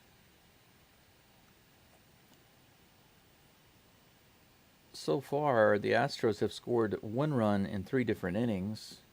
That's enough to give them a 2-run lead. The Rays have 1 run only courtesy of Chas McCormick's lazy play out in left field. Otherwise, this would be a flawless shutout performance for Yusei Kikuchi. He does have about 87 pitches, so not yet sure if Kikuchi will be coming in for the bottom of the 6th, but we'll see. He might have another 13 or 15 pitches in him. If he can get through this inning okay, he'll have 6 complete innings, but I would imagine that if he's still in the game, this will be his last inning. Unless for some reason he gets 3 outs on 3 pitches. Then there might be a chance for us to see him in the 7th inning, but I doubt it.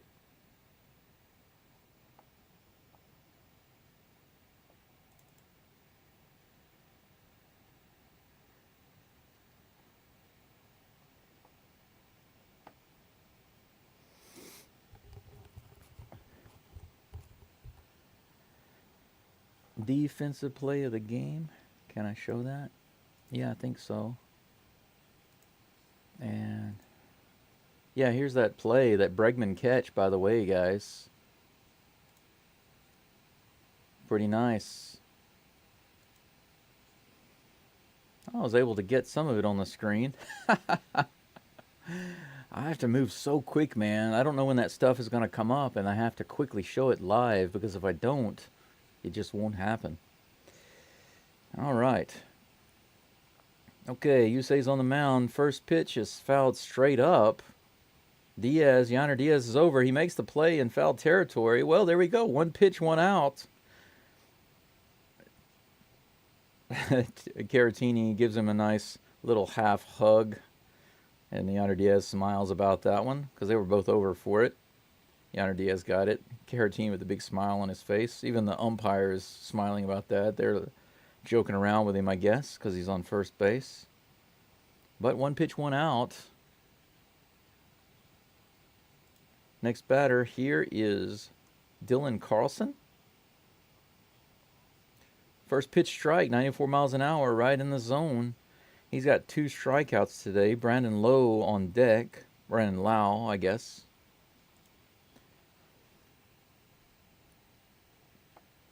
Here comes the second pitch. That one's in the zone too, but grounded to Bregman, who scoops it up, fires to first. No problem. Out number 2. 3 pitches, 2 outs. So Kikuchi's doing pretty good here. Brian Abreu is warming up in the bullpen.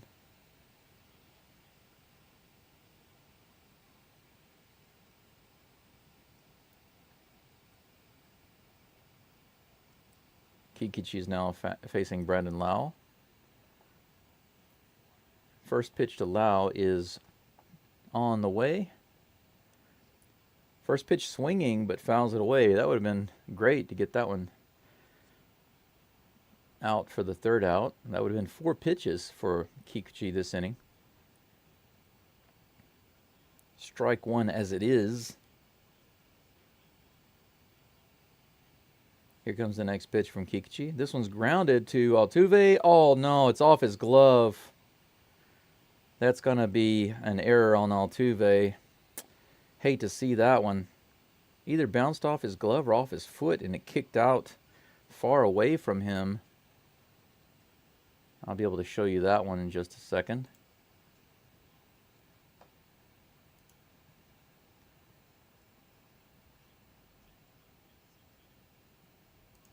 And that was unfortunate, really unfortunate for the Astros, for Kikuchi, and especially Altuve. And that's going to be it for Kikuchi. Kikuchi is coming out of the game. Brian Abreu is going to be coming in. So that's it for Kikuchi, guys. Unfortunately, he does not get through the 6th because of that error by Altuve. Brian Abreu is now jogging to the mound. Man, that's really disappointing for many reasons, but Altuve's my man, and I hate to see him make a play like that. It was a routine grounder, and he just blew it. Disappointing. Brian Abreu is going to be up in just a minute after the break. He's going to be facing Junior Caminero unless there is a pinch hit substitution, but we will see.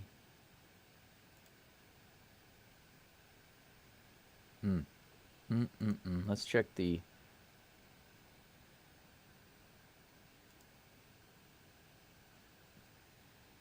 Let's check my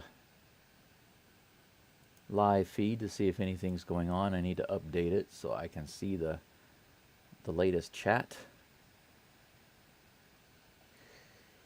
The line says, Pena, nice. Yeah, man, it was nice. It was a really nice hit. Gold 99 says, I got the Rays today. Hope they win. Well, I guess that means that you've got some money riding on the Rays. I'm not a betting person as it comes to baseball games or any sports games. I think betting actually makes the games worse. I think that it should be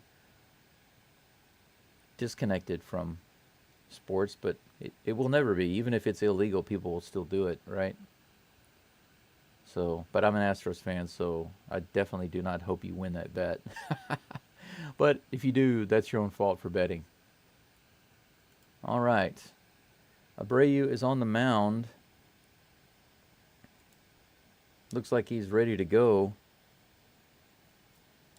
2.76 ERA for the season with 81 strikeouts out of 58 innings pitched for Abreu. First pitch, he's facing, Christopher Morel.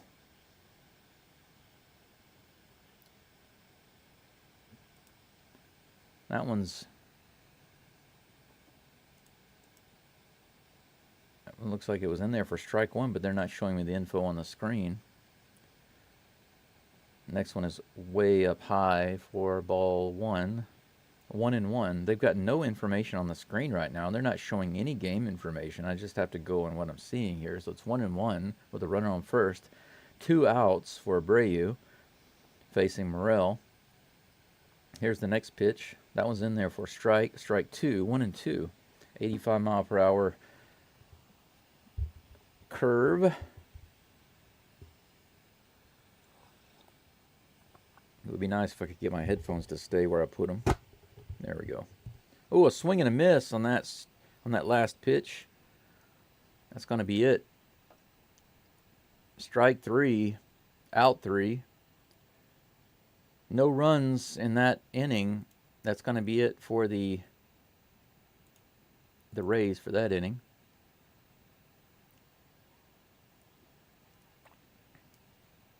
I tried to show you a little bit of that clip at the end, but the delay was too slow. Wasn't able to get it. Let's see here. who's going to be coming up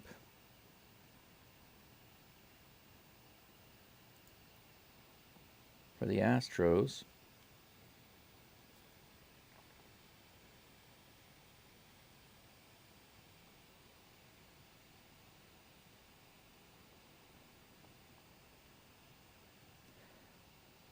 Is that correct? It says that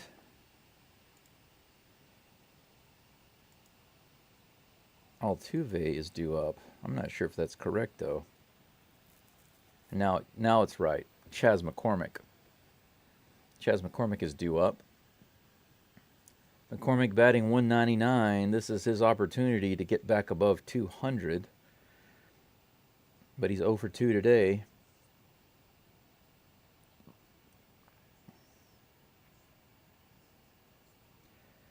McCormick, Altuve, and Bregman due up.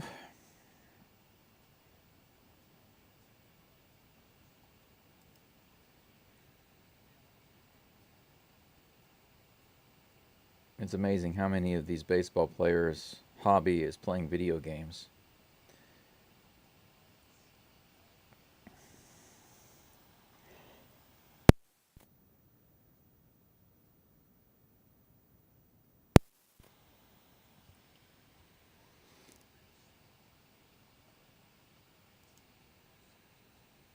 All right, guys, here we are.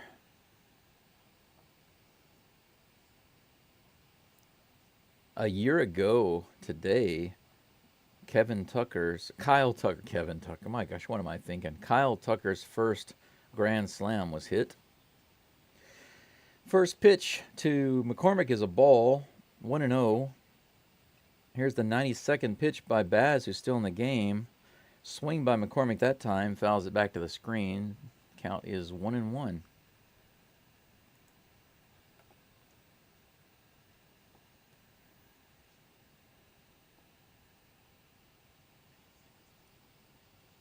One and one count. Here comes the next pitch to McCormick. Just a little outside, ball 2-1.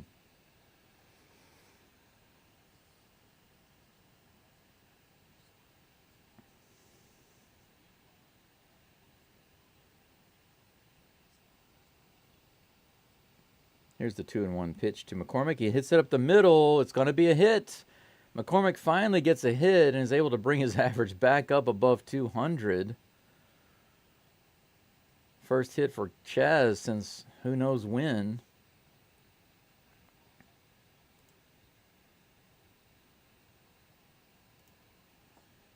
Nice little hit up the middle. Chas gets on first base. Lead off hit for Chas McCormick. That brings up my personal hero, Jose Altuve, who needs to make up for that error, man. Come on. You can do it. He hasn't had a hit yet, but he's been hitting the ball pretty hard. He had a line drive shot to left field that was barely caught by the left fielder. Robbed him of an extra base hit. See if he can do something here. 1-0 is the count. Here comes the pitch. This is bounced to the right side. It's going to be probably a double play ball, and it is. So, still no hits for Altuve this game. And that clears the bases.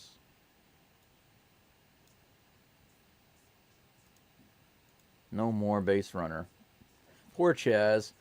He finally finds a way to get on base. And then the next guy gets a double play. But that brings up Alex Bregman, who's going for the cycle today. He's got a single, a double, and a home run. Is he going to get the triple? Let's see. Here comes the first pitch to Bregman. He hits it hard to left field. That's going to be playable. And that's played by Carlson, I believe, for the out. Third out of the inning. Puts the Astros away. Nothing doing there. That'll end the top of the inning.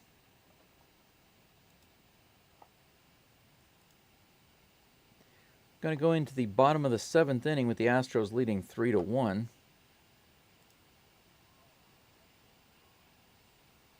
Seven hits for the Astros, 3 hits for the Tampa Bay Rays. One error, which was Altuve's mishandling of that ground ball last inning.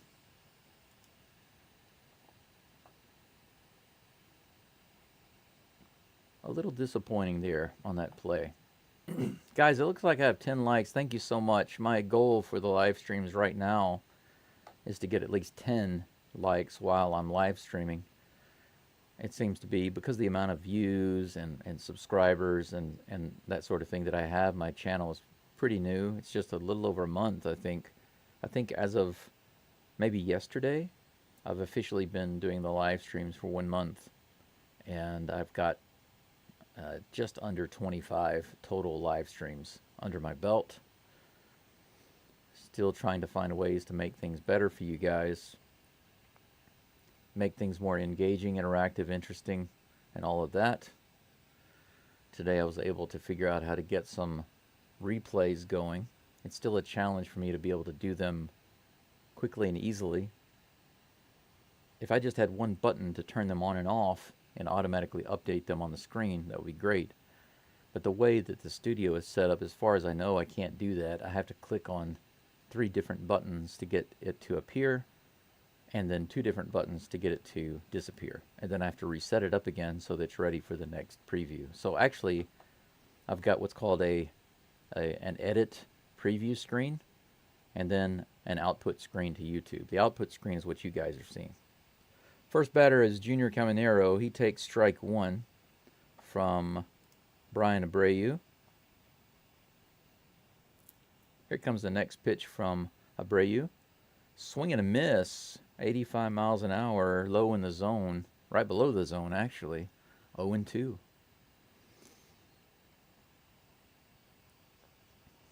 Bottom of the 7th, 3-1 Astros. Here comes the 0-2 pitch from Brian Abreu. Caminero swings and misses on that one. Low and outside pitch. Good pitch by Brian Abreu. Perfectly placed. Gets the strikeout on 3 pitches. Great looking stuff. Abreu had a couple of days rest. He looks pretty fresh. He seems to be doing well. That's what you like to see. That brings up, I believe, Josh Lowe. Here's the first pitch to him. A little high and outside, 95 mile per hour fastball, ball 1.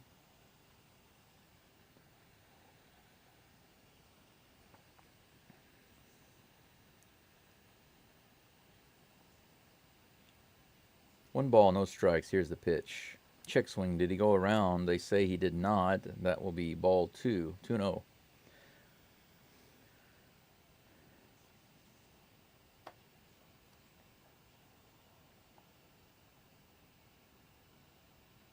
Some kid's screaming in the crowd. You can hear him on the screen. That one's hit pretty hard out to left field. McCormick is over by the wall, and he makes the play right on the track, close to that short porch. That one was only about 10 feet shy of the wall. A towering high shot by Lowe, but not quite able to straighten that out, thankfully. Out number 2. That's going to bring up Johnny DeLuca.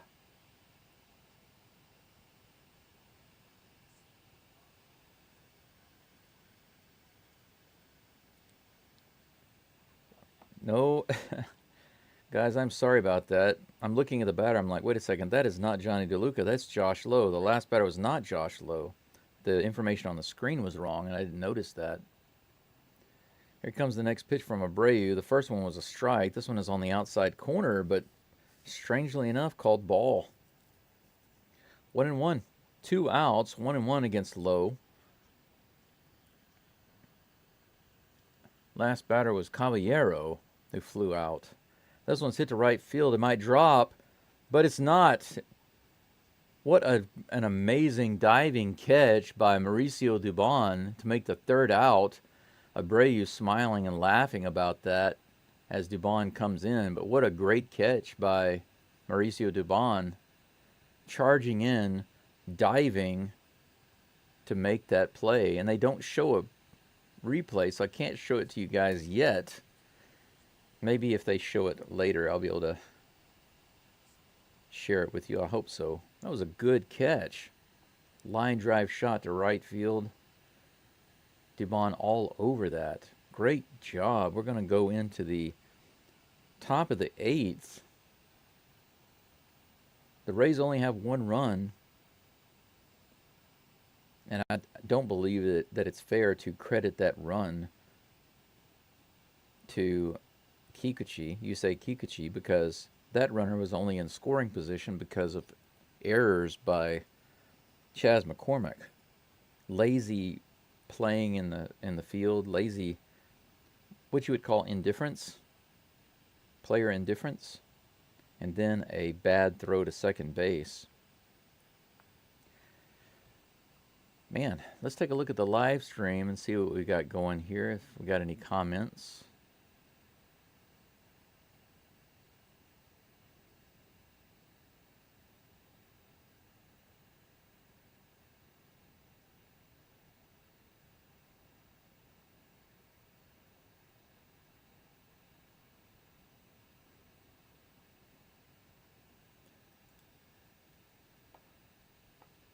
Update the pitching matchup. Oh yeah, thanks. I appreciate that. I I don't always do that. If the pitching changes, the pitcher changes are kind of slow, then I do that. Especially for the Astros, I usually update that for the Astros for sure, because I have them all in my folder. But thanks for reminding me. Sometimes the opposing team starts changing pitchers quickly, and I don't have those photos in my folder. I have to go download them off the internet. And when I do that, it takes time. And of course, they make multiple pitcher changes during the inning. And if they do that, I don't bother. And the reason I don't bother is because I don't have time to be doing that while I'm trying to call the game.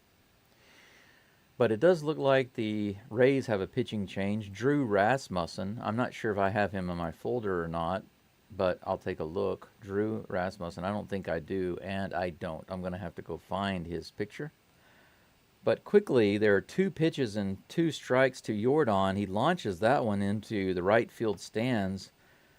If that had been straightened out a little bit, he could have had a home run, but as it stands, that is strike 2 to Jordan. Hopefully after this pitch, I can get the pitcher updated on the screen. Next pitch to Jordan is a little out of the zone for ball 1, 1-2.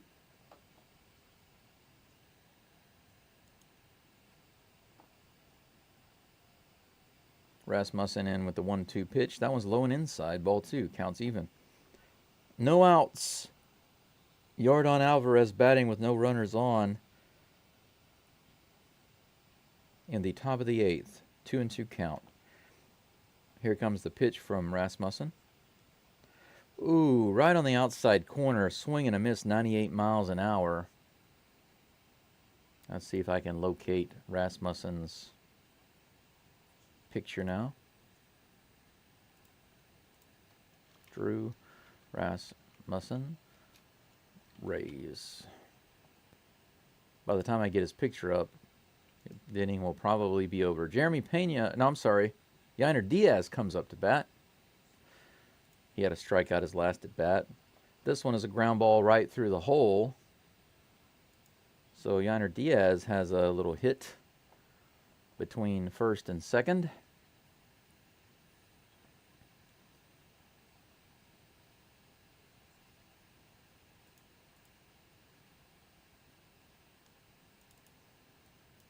Drew Rasmussen.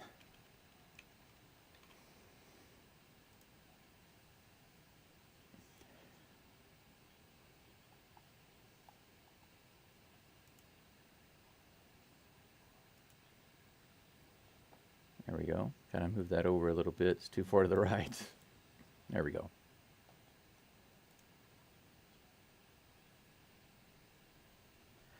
Pena is at the plate. First pitch is outside for a ball, 1-0. Jordan on first.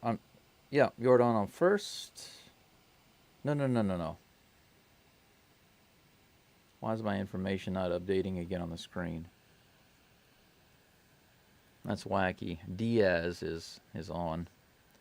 Pena takes a strike. That's a 1-1 on him.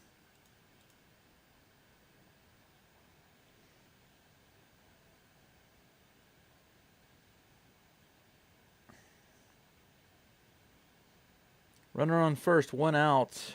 Jeremy Pena at the bat, 1-1 count. Here comes the pitch. That one's a little low in the dirt. Ball 2, 2-1.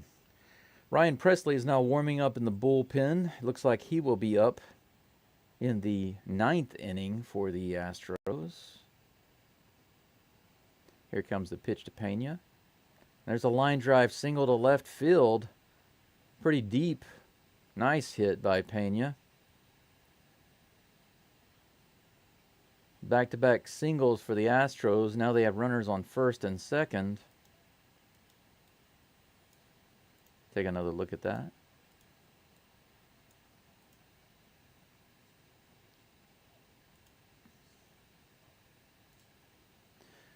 There we go. Runners on first and second.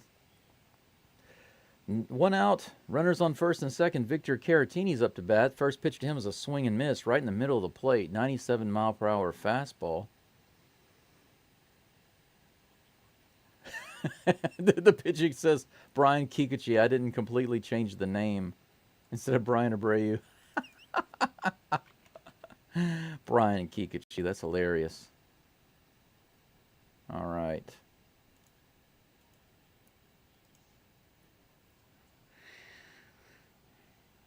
Let's see here. That was a strange play there. They're probably going to take a closer look at it. It was a ground ball to the left side.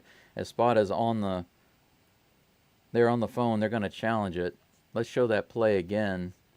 Looked like Pena might have been safe at second on that ground ball by Caratini. Let's take a look at it here.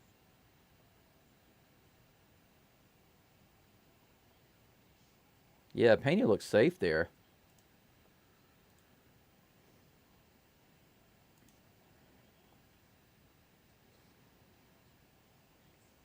Once again, great speed and hustle by Jeremy Pena. And the replay clearly shows that his foot got there just in time. It's going to be bases loaded for the Astros. Call's overturned. Runner is safe. Bases loaded. One out. There we go, guys. Excellent. Man, I love that Pena hustles so much when he's on the base pads. There are so many times where anyone else would be out, and Pena could be out if he weren't hustling, but he hustles and he makes plays. Jake Myers is coming up to bat. The powerhouse, Jake Myers. He does have one hit tonight. If he comes through with one here, it will be some nice insurance runs for the Astros.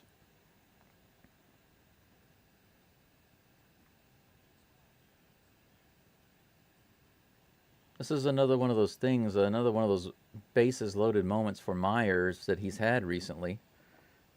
I made a prediction the other day that if Myers hits a grand slam, he's going to be running around the bases screaming. Rah, rah. Well, let's see if he can do it here. If he gets the grand slam, he'll do it, I'm sure.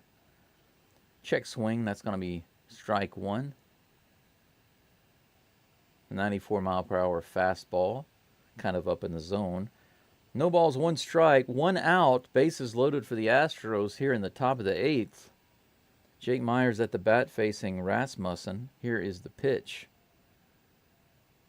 That one's low in the zone, called strike 2. So he has the Myers count.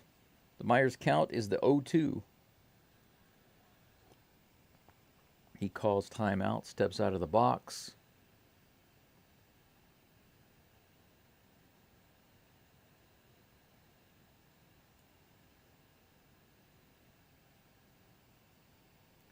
No balls, 2 strikes, 1 out, bases loaded. Jake Myers with the chance to do something here. Here comes the pitch. Swing and a miss, strike 3. 2 outs. Astros trying their best to strand bases loaded once again. They've done that way too many times this year, stranding bases loaded. Mauricio Dubon comes up to bat, facing Rasmussen. First pitch to him is right in the low part of the zone, 97 miles an hour, strike 1. So basically, the Astros base runners can kind of camp out on base, but they should be running on any contact here. Let's see what happens. 0-1 is the count to Mauricio Dubon. Here comes the pitch. Ground ball to third. Slow play to first base, but he's easily able to get Dubon. He catches it, spins around, fires to first. Easily gets him for the third out. The Astros strand 3. I hate to be cynical and negative about it, but I'm not surprised. I just had a feeling that was going to happen because that's what usually happens when the Astros get bases loaded. They just start stranding them like crazy. Stranding them like a poor, distraught mother with a baby that she doesn't know how to take care of. Oh, so sad. Too bad, so sad. Let's take a look at the live stream here. I got the Rays today. Update, those, nothing new there. I did get Rasmussen's picture downloaded, but I haven't updated the actual picture on screen. He might not even be in for the Rays in the next inning, but there's just so much going on.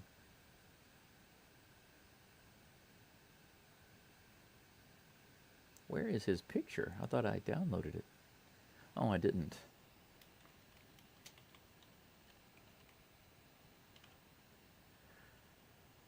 I pulled it up to download, but I didn't actually download it. Opponent, Rays. See, this is the problem. Some of these really simple things are not quick and easy to do. Here we go. My guess is that Presley's coming in, so I'll have to change the picture again from Brian Abreu to Presley. Ryan Presley, where you at? I know I've got you. There you are.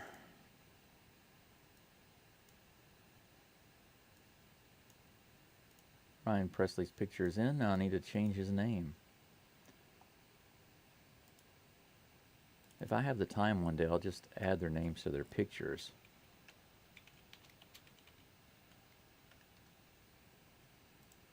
And that would be much faster. There we go. Done. Before the inning started. I'm very happy about that.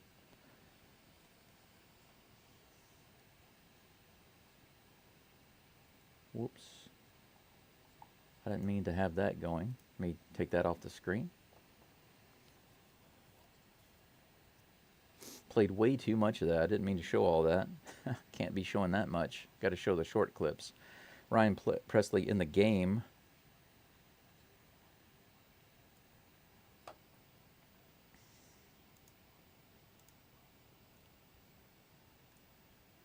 Facing who?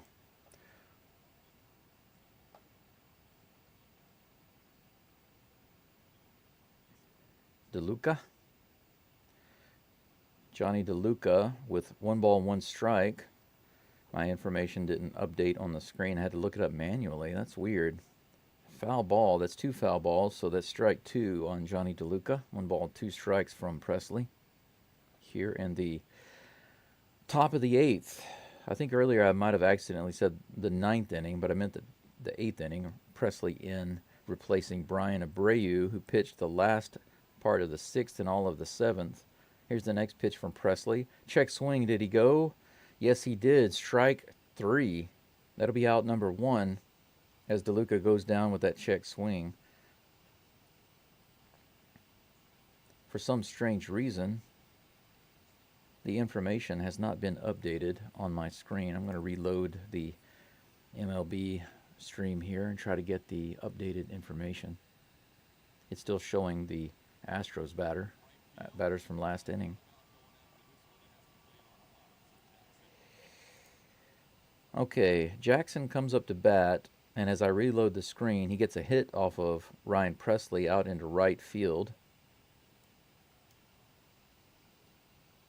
So he's going to be on first base.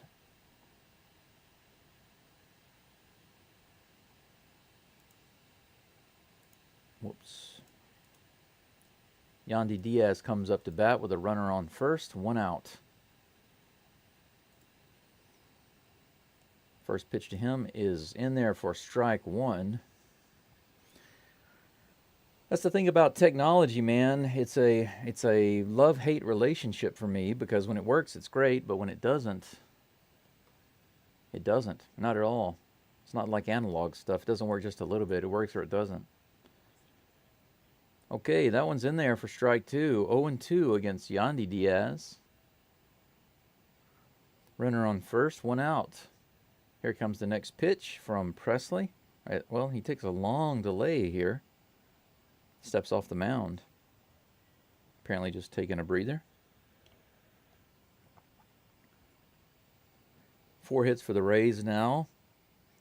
Here comes the next pitch in the dirt. Ball 1, 1-2.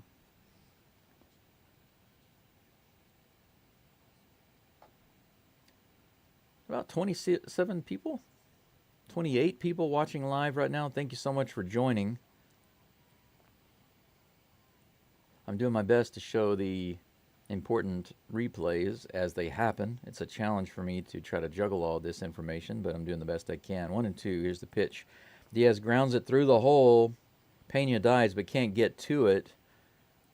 That's going to be a base hit with runners on first and second now for the Rays. 1 out in the top of the 8th. The tying run comes to the plate.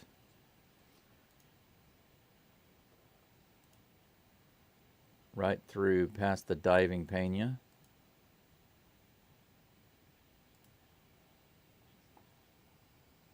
Wall is going to be pinch running for Yandy Diaz, who comes out. Next batter for the Rays is Dylan Carlson, left-handed batter, batting. What's Carlson's average here? And they're not showing a lot of information on the screen right now. I don't know why. First pitch to him is low in the zone. Called strike 1, just barely gets the zone. 94 miles an hour fastball. 207, is that right? Batting 207 for the season. 0-1, the pitch from Presley is on the way. That one's in the dirt, but Caratini picks it up quickly. The runners do not advance. Bottom of the 8th, guys. Bottom of the 8th, Astros winning 3-1. 1 out. Runners on first and second with Dylan Carlson batting. 1-1 is the count. Here comes the pitch. That one's high and outside, way out of the zone. Ball 2, 2-1.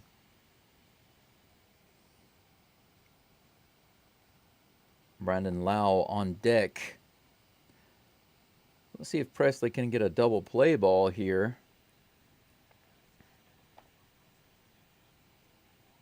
Get the Astros out of the inning. Here comes the 2-1 pitch from Presley. Another one off the plate. A good foot off the plate. Caratini calls timeout. He's going to run out to talk to Presley. 3 balls and 1 strike against Dylan Carlson. Yainer Diaz, Bregman over with Caratini to have a brief philosophical discussion with Ryan Presley. They were literally there talking with him for 5 seconds, and now they're headed back to their positions. Hey, man, I just came out to tell you that I got those cards that you wanted. Thanks, man. All right, let's go. That's it. That was the conversation. Talking about trading baseball cards or some nonsense. Here comes the 3-1 pitch to Carlson. Outside, ball 4, just loaded him up. Changeup misses the mark. Carlson easily able to lay off there. Espada's coming out to the mound. No, not Espada. That's the pitching coach. Pitching coach is coming out to the mound to talk to Presley. Hey, man, I don't know if you got the game plan or not, but the idea is to get them out, not give them runs. You know what I'm saying?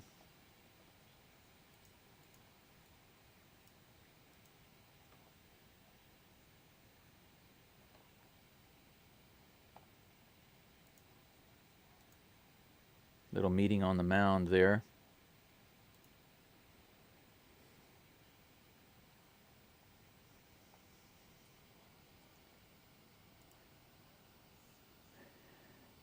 Brandon Lau is up, bases loaded, 1 out in the top of the 8th.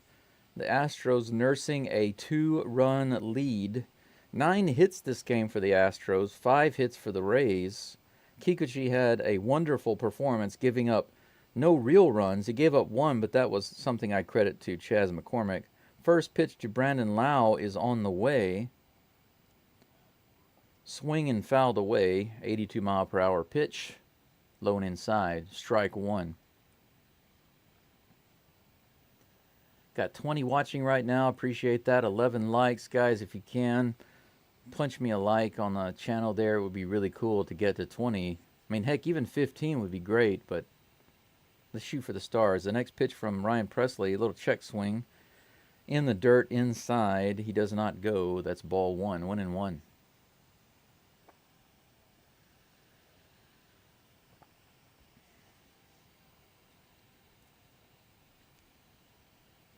One ball, one strike, 1 out. Bases loaded. Brandon Lau with the bat. Presley dealing. That one's right in the bottom of the zone. Strike 2. Beautiful pitch by Presley. 93 miles an hour. Buzzed right in the center lower part of the zone. 1 ball, 2 strikes. Presley gets the call. Here comes the pitch. High and outside. Caratini had to stand up to get it. 2-2 is the count. Sean Dubin going in the bullpen for the Astros. Dubin is not a bad pitcher, but I don't want to see him coming in this inning if possible. That one's way outside.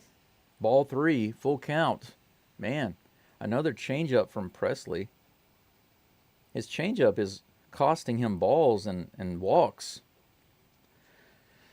Full count, bases loaded, 1 out. Here comes the pitch from Presley to Brandon Lau. That one's in there, fouled away. He finally gets a breaking ball in the zone, and it's fouled away. 81 miles an hour. Count remains full. That's probably the first breaking pitch I've seen from Presley that's actually been in the zone. The rest of them have been way out of the zone. We're going to see another full count pitch. Presley's got the call he wants. Caratini's ready. Here comes the pitch.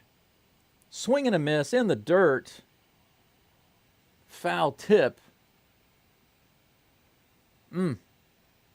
He stays alive for another full count.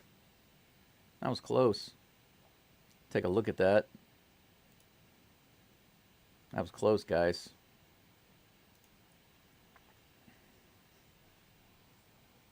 Another full count pitch to Brandon Lau. 21 pitches now for Presley. Bases loaded, 1 out. He's come set on the mound, and here comes the pitch. Bounce is foul. 83 miles per hour off-speed pitch. Foul to the first base side.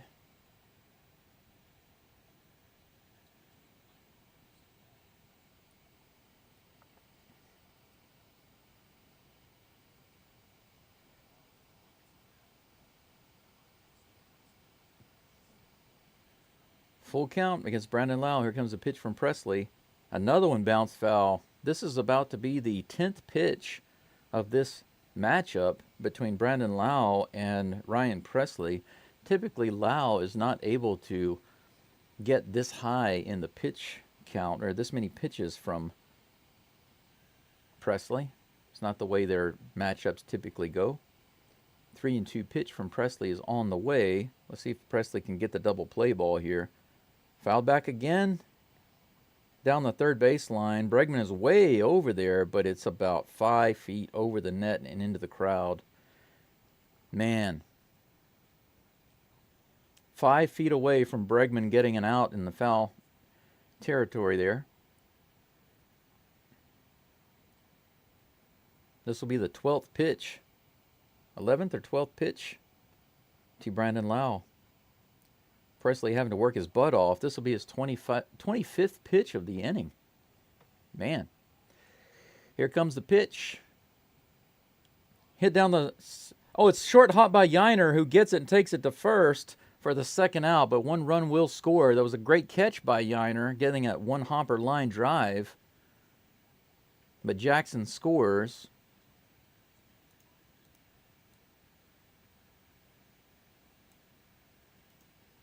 Take a look at that replay.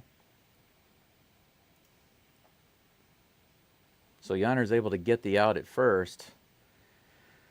Whew, man. So close to getting that double play ball. If he had caught it in the air, that could have been a double play. Christopher Morel comes up. First pitch is a swing and a miss. Runners on second and third now, guys.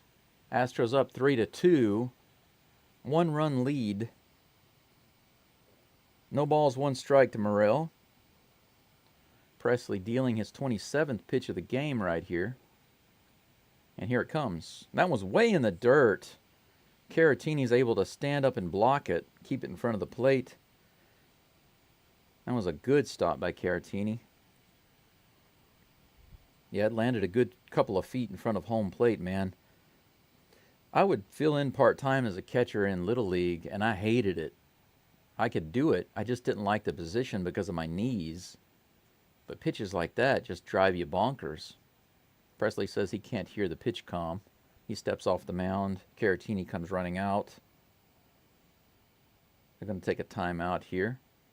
They're having a little glove-to-glove conversation. Presley probably unsure about that card trading discussion they had earlier. And he's like, hey, listen, you know, Bregman and Diaz, you think you're going to do me wrong on that card trade, or you think it's a good trade of those mint cards? You know, are they really in mint condition? And Caratini's like, yeah, I think they're in near mint condition at least, if not better. And he's like, all right, man, I trust you. So Caratini runs back to the plate now that they've finished discussing their baseball card trading. 28 people listening in right now. Thank you so much for joining Go Tiger Stros. This is a pretty nerve-wracking inning. Presley has the 1-1 count with 2 outs and 2 runners on against Christopher Morel. Here comes the pitch. Swing and a miss. Strike 2. Up and in, 89 miles an hour. Presley feeling the energy now that he knows that his baseball card trade is going to be good.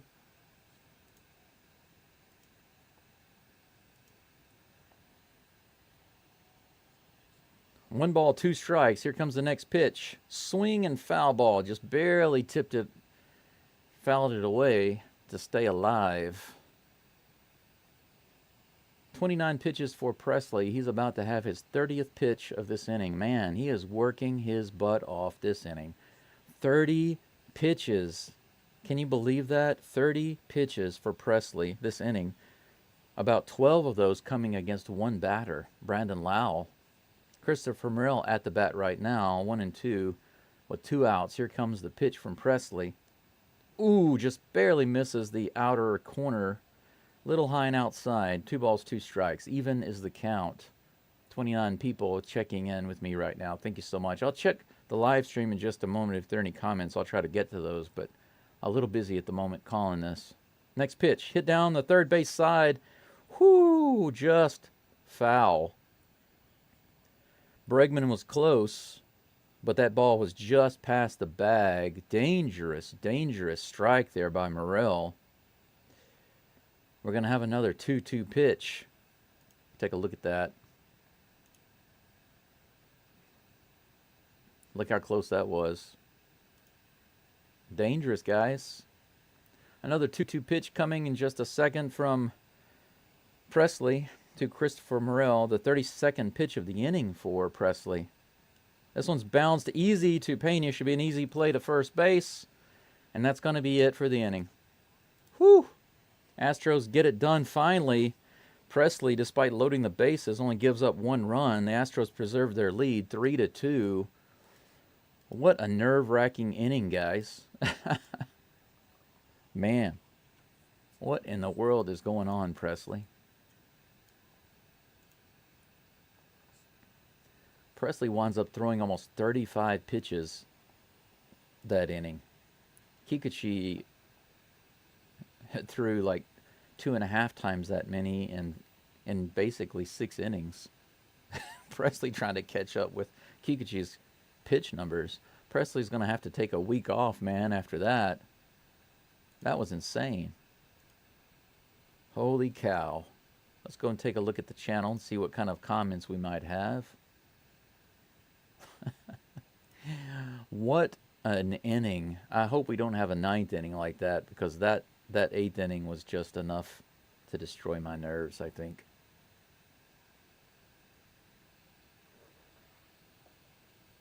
All right, no new comments, but if you guys are able to, I would really appreciate you liking this video. There's so many people watching right now. I believe we've got around 30, 32. If I can get just maybe 8 of you, 7 or 8 of you to like the video, then that would put me over 20. That would be a record for me during a live stream. Let me see if I got the... Yeah, view my channel. I want to view this on a different tab. I want to see what it looks like from your view. I got 14 likes, guys. I just need 6. 6 likes to get to 20. Help me out. Help me out. I'm not sure exactly what's going on here. I've got the game is pausing. Okay, now we're live again. McCormick is at the bat. The count is 1-1 now. For some reason, the stream froze. I had to reload the page, but we're going good now. This one's hit high in the air to shortstop. Wall is back, and he gets it for out number 1. So after 3 pitches, Chaz flies out to shortstop. That'll be the first out of the inning. Bringing up Jose Altuve, my hero. And the crowd, the stupid people in the crowd booing Altuve because they don't have anything better to do with their lives than to boo a guy who is not a cheater. It gets old. It really does. It was old a long time ago. Okay, guys, here comes the first pitch to Altuve, and he hits it straight to the shortstop on 2 hops. And it looks like no hits for Altuve this game, despite making a lot of contact with the ball. Out number 2 here in the top of the 9th. The Astros not doing much. Bregman still has the opportunity to go for the cycle here. He's got the single, the double, the solo home run. Just needs a triple. 1 hit away from the cycle. Let's see if he can actually get it. That'd be great. Here comes the first pitch to Bregman. Rasmussen's still on the mound.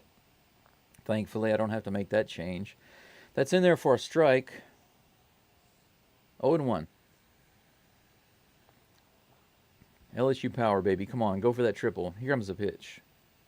Low part of the zone, strike 2. 0-2. Bregman, this is your last chance to get the cycle for this game, buddy. I wonder when the last time was that Bregman accomplished the cycle. Here comes the next pitch. Swing and a miss, strike 3. That was a terrible pitch, low and away. Bregman seemed to be more like doing a defensive swing there than anything. Josh Hader is warming up in the bullpen. As long as Hader can control his stuff, Astros should look fine, but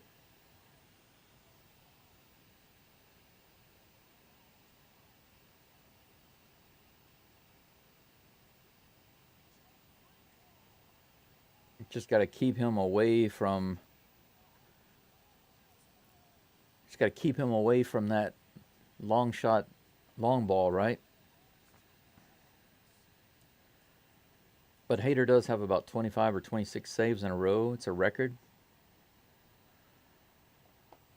Hopefully he's able to add to that total.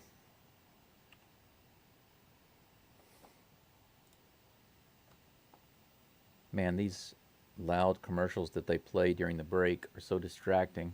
Difficult to think. I guess I'll go ahead and change Presley's picture now that I have the opportunity to Josh Hader. There we go.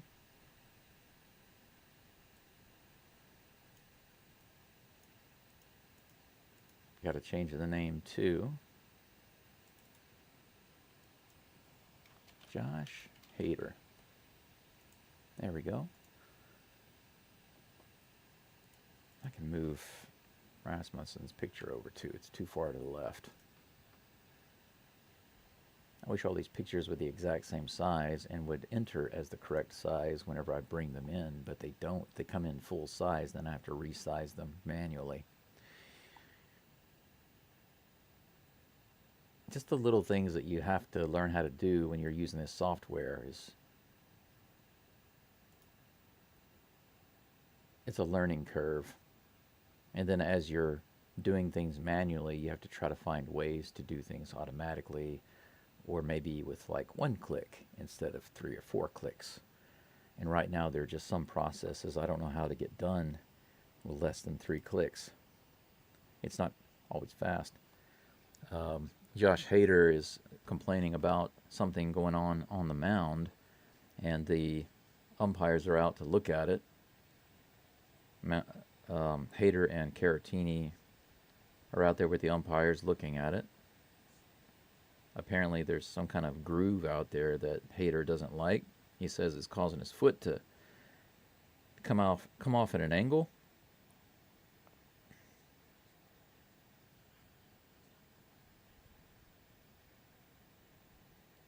Yeah, they've got them out there looking at it. I guess they'll bring out the field crew to take a look. We'll see. Man, the Tigers destroyed the Mariners 15-1, guys. That's excellent information. The Red Sox are beating the Rangers 6-4, pushing them further and further back. The grounds crew is now out to address the issue on the mound. They've got 4 guys out there brushing it around and moving it around. But it's always wonderful to see the Rangers and the Mariners losing, but since the Mariners are right there tight with the Astros, we really need them to be losing the most.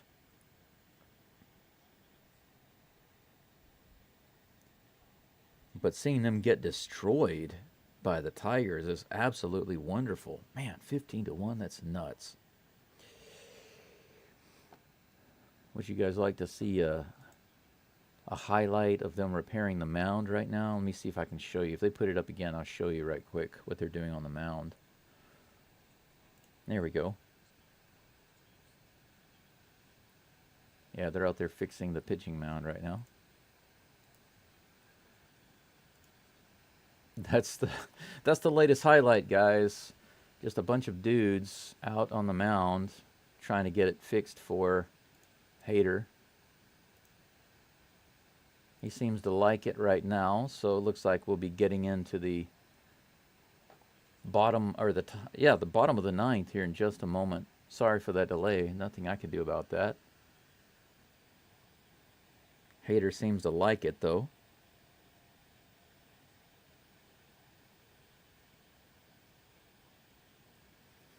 Okay, Hader takes his warm-up pitches. He finishes up.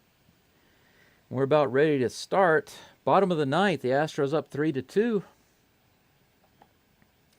Hader is going to be facing Junior Caminero, followed by Jose Caballero and Josh Lowe.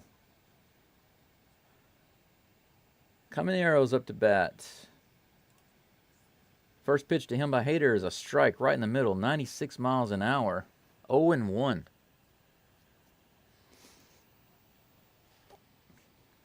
Hader gets his call.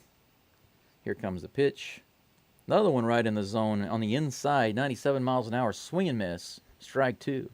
Thank you for joining the channel. Please take the time to like if you can. I would love, absolutely love, I'd be so happy to get those likes up to 20.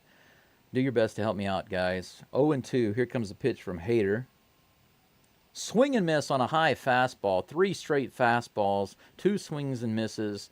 Strike 3. They must have done a really good job on that mound. to get it fixed for Hader. Here comes the pitch. Just see the strikeout there. Pretty nice. Good stuff. Good stuff. One away. Jose Caballero comes up to face Hader. First pitch to him is on the way. Oh, that was another strike right in the bottom of the zone. All speed, 87 miles an hour. Check swing, but it didn't matter. It was in the zone. Strike one. 4 pitches, 4 strikes from Hader. Here comes the next pitch. Swing and pops straight up. Looks like Yainer Diaz is going to be in to get it. He takes it. Out number 2. So just like that, the Astros have 2 outs.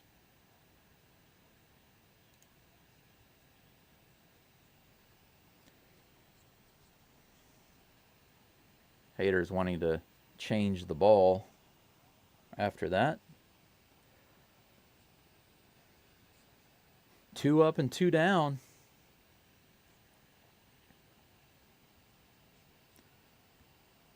Josh Lowe comes to the plate with 2 outs. Here's the pitch from Hader, right in there, 87 miles an hour for strike 1. 0-1 is the count.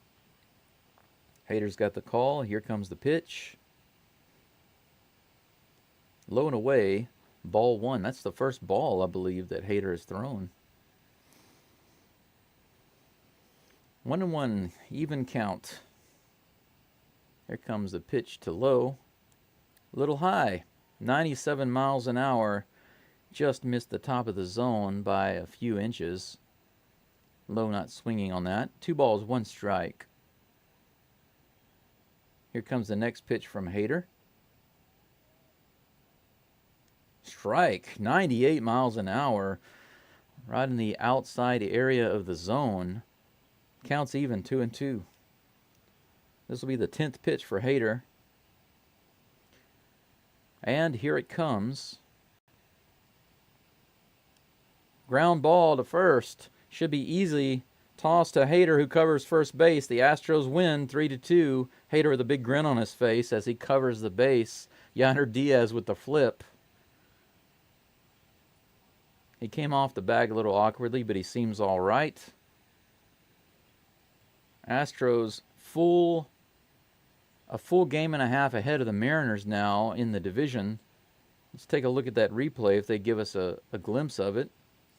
Astros are celebrating, slapping hands, slapping butts, smiles, grins all around.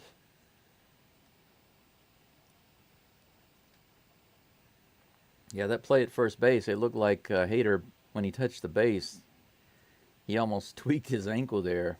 But now he seems to be all right. He's walking off the field. Everybody's good. Everybody's happy. Astros managed to hold on. The relievers give us some scares there, mainly Ryan Presley. But Hader shuts it down, man. 3 up and 3 down.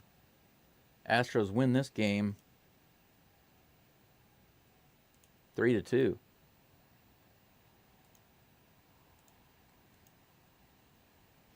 Okay, I'll give you guys a summary of the game there. Let me go over to my stats screen, give you a quick summary of that game, and I'll give you a quick preview of what's coming up in the next game. I will not be calling the game tomorrow because I am in Hiroshima and there's a festival this week. Tomorrow and the next day I'm going to be participating in those. Actually tonight and tomorrow morning. They have some taiko drumming going on and some food and dancing and stuff. And my neighbor, who's a really awesome guy, he invited me to come. So I'm going to take my camera over there and record some of that. So I hope you guys enjoy game number 3. But with this win, the Astros do take the series, so that makes me quite happy. But just to do a quick recap of the game, let's go all the way back to the second inning. The score was 0-0. And Josh Lowe came up to bat, singled to center field, and scored Caballero. The only reason that they got that run at all is because of Chas McCormick misplaying a ball that was hit out into left field, allowing Caballero to get to second base. And his terrible throw to second ensured that Caballero would get to second safely. And then on that single by Lowe, Caballero was able to score. So 1-0 Tampa Bay in the top of the second, or the bottom of the second. In the top of the third, Diaz singled to center, driving in Bregman and moving Alvarez to third, tying the game 1-1. In the top of the fifth, Bregman had a solo home run to left field, 376 feet, giving the Astros the lead 2-1. In the top of the sixth, Pena added one of his own solo home runs to left center field, 408 feet, moving the lead up 3-1. In the bottom of the eighth, Presley started giving up a lot of base runners, and when Brandon Lau grounded out to first base, Jackson was able to score, drawing the Rays within one run, 3-2.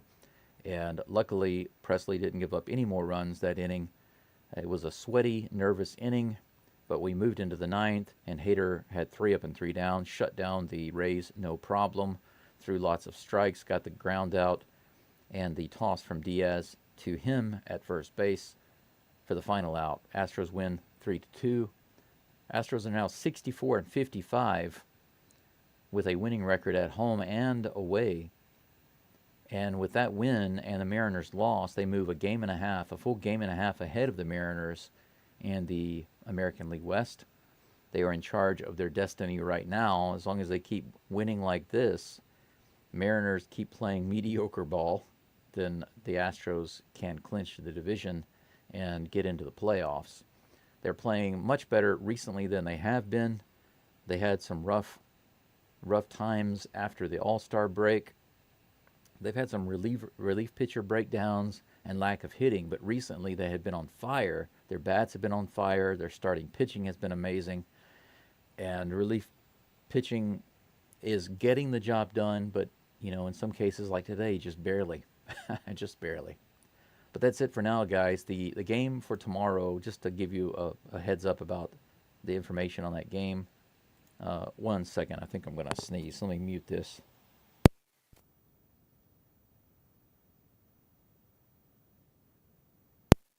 All right, sorry about that.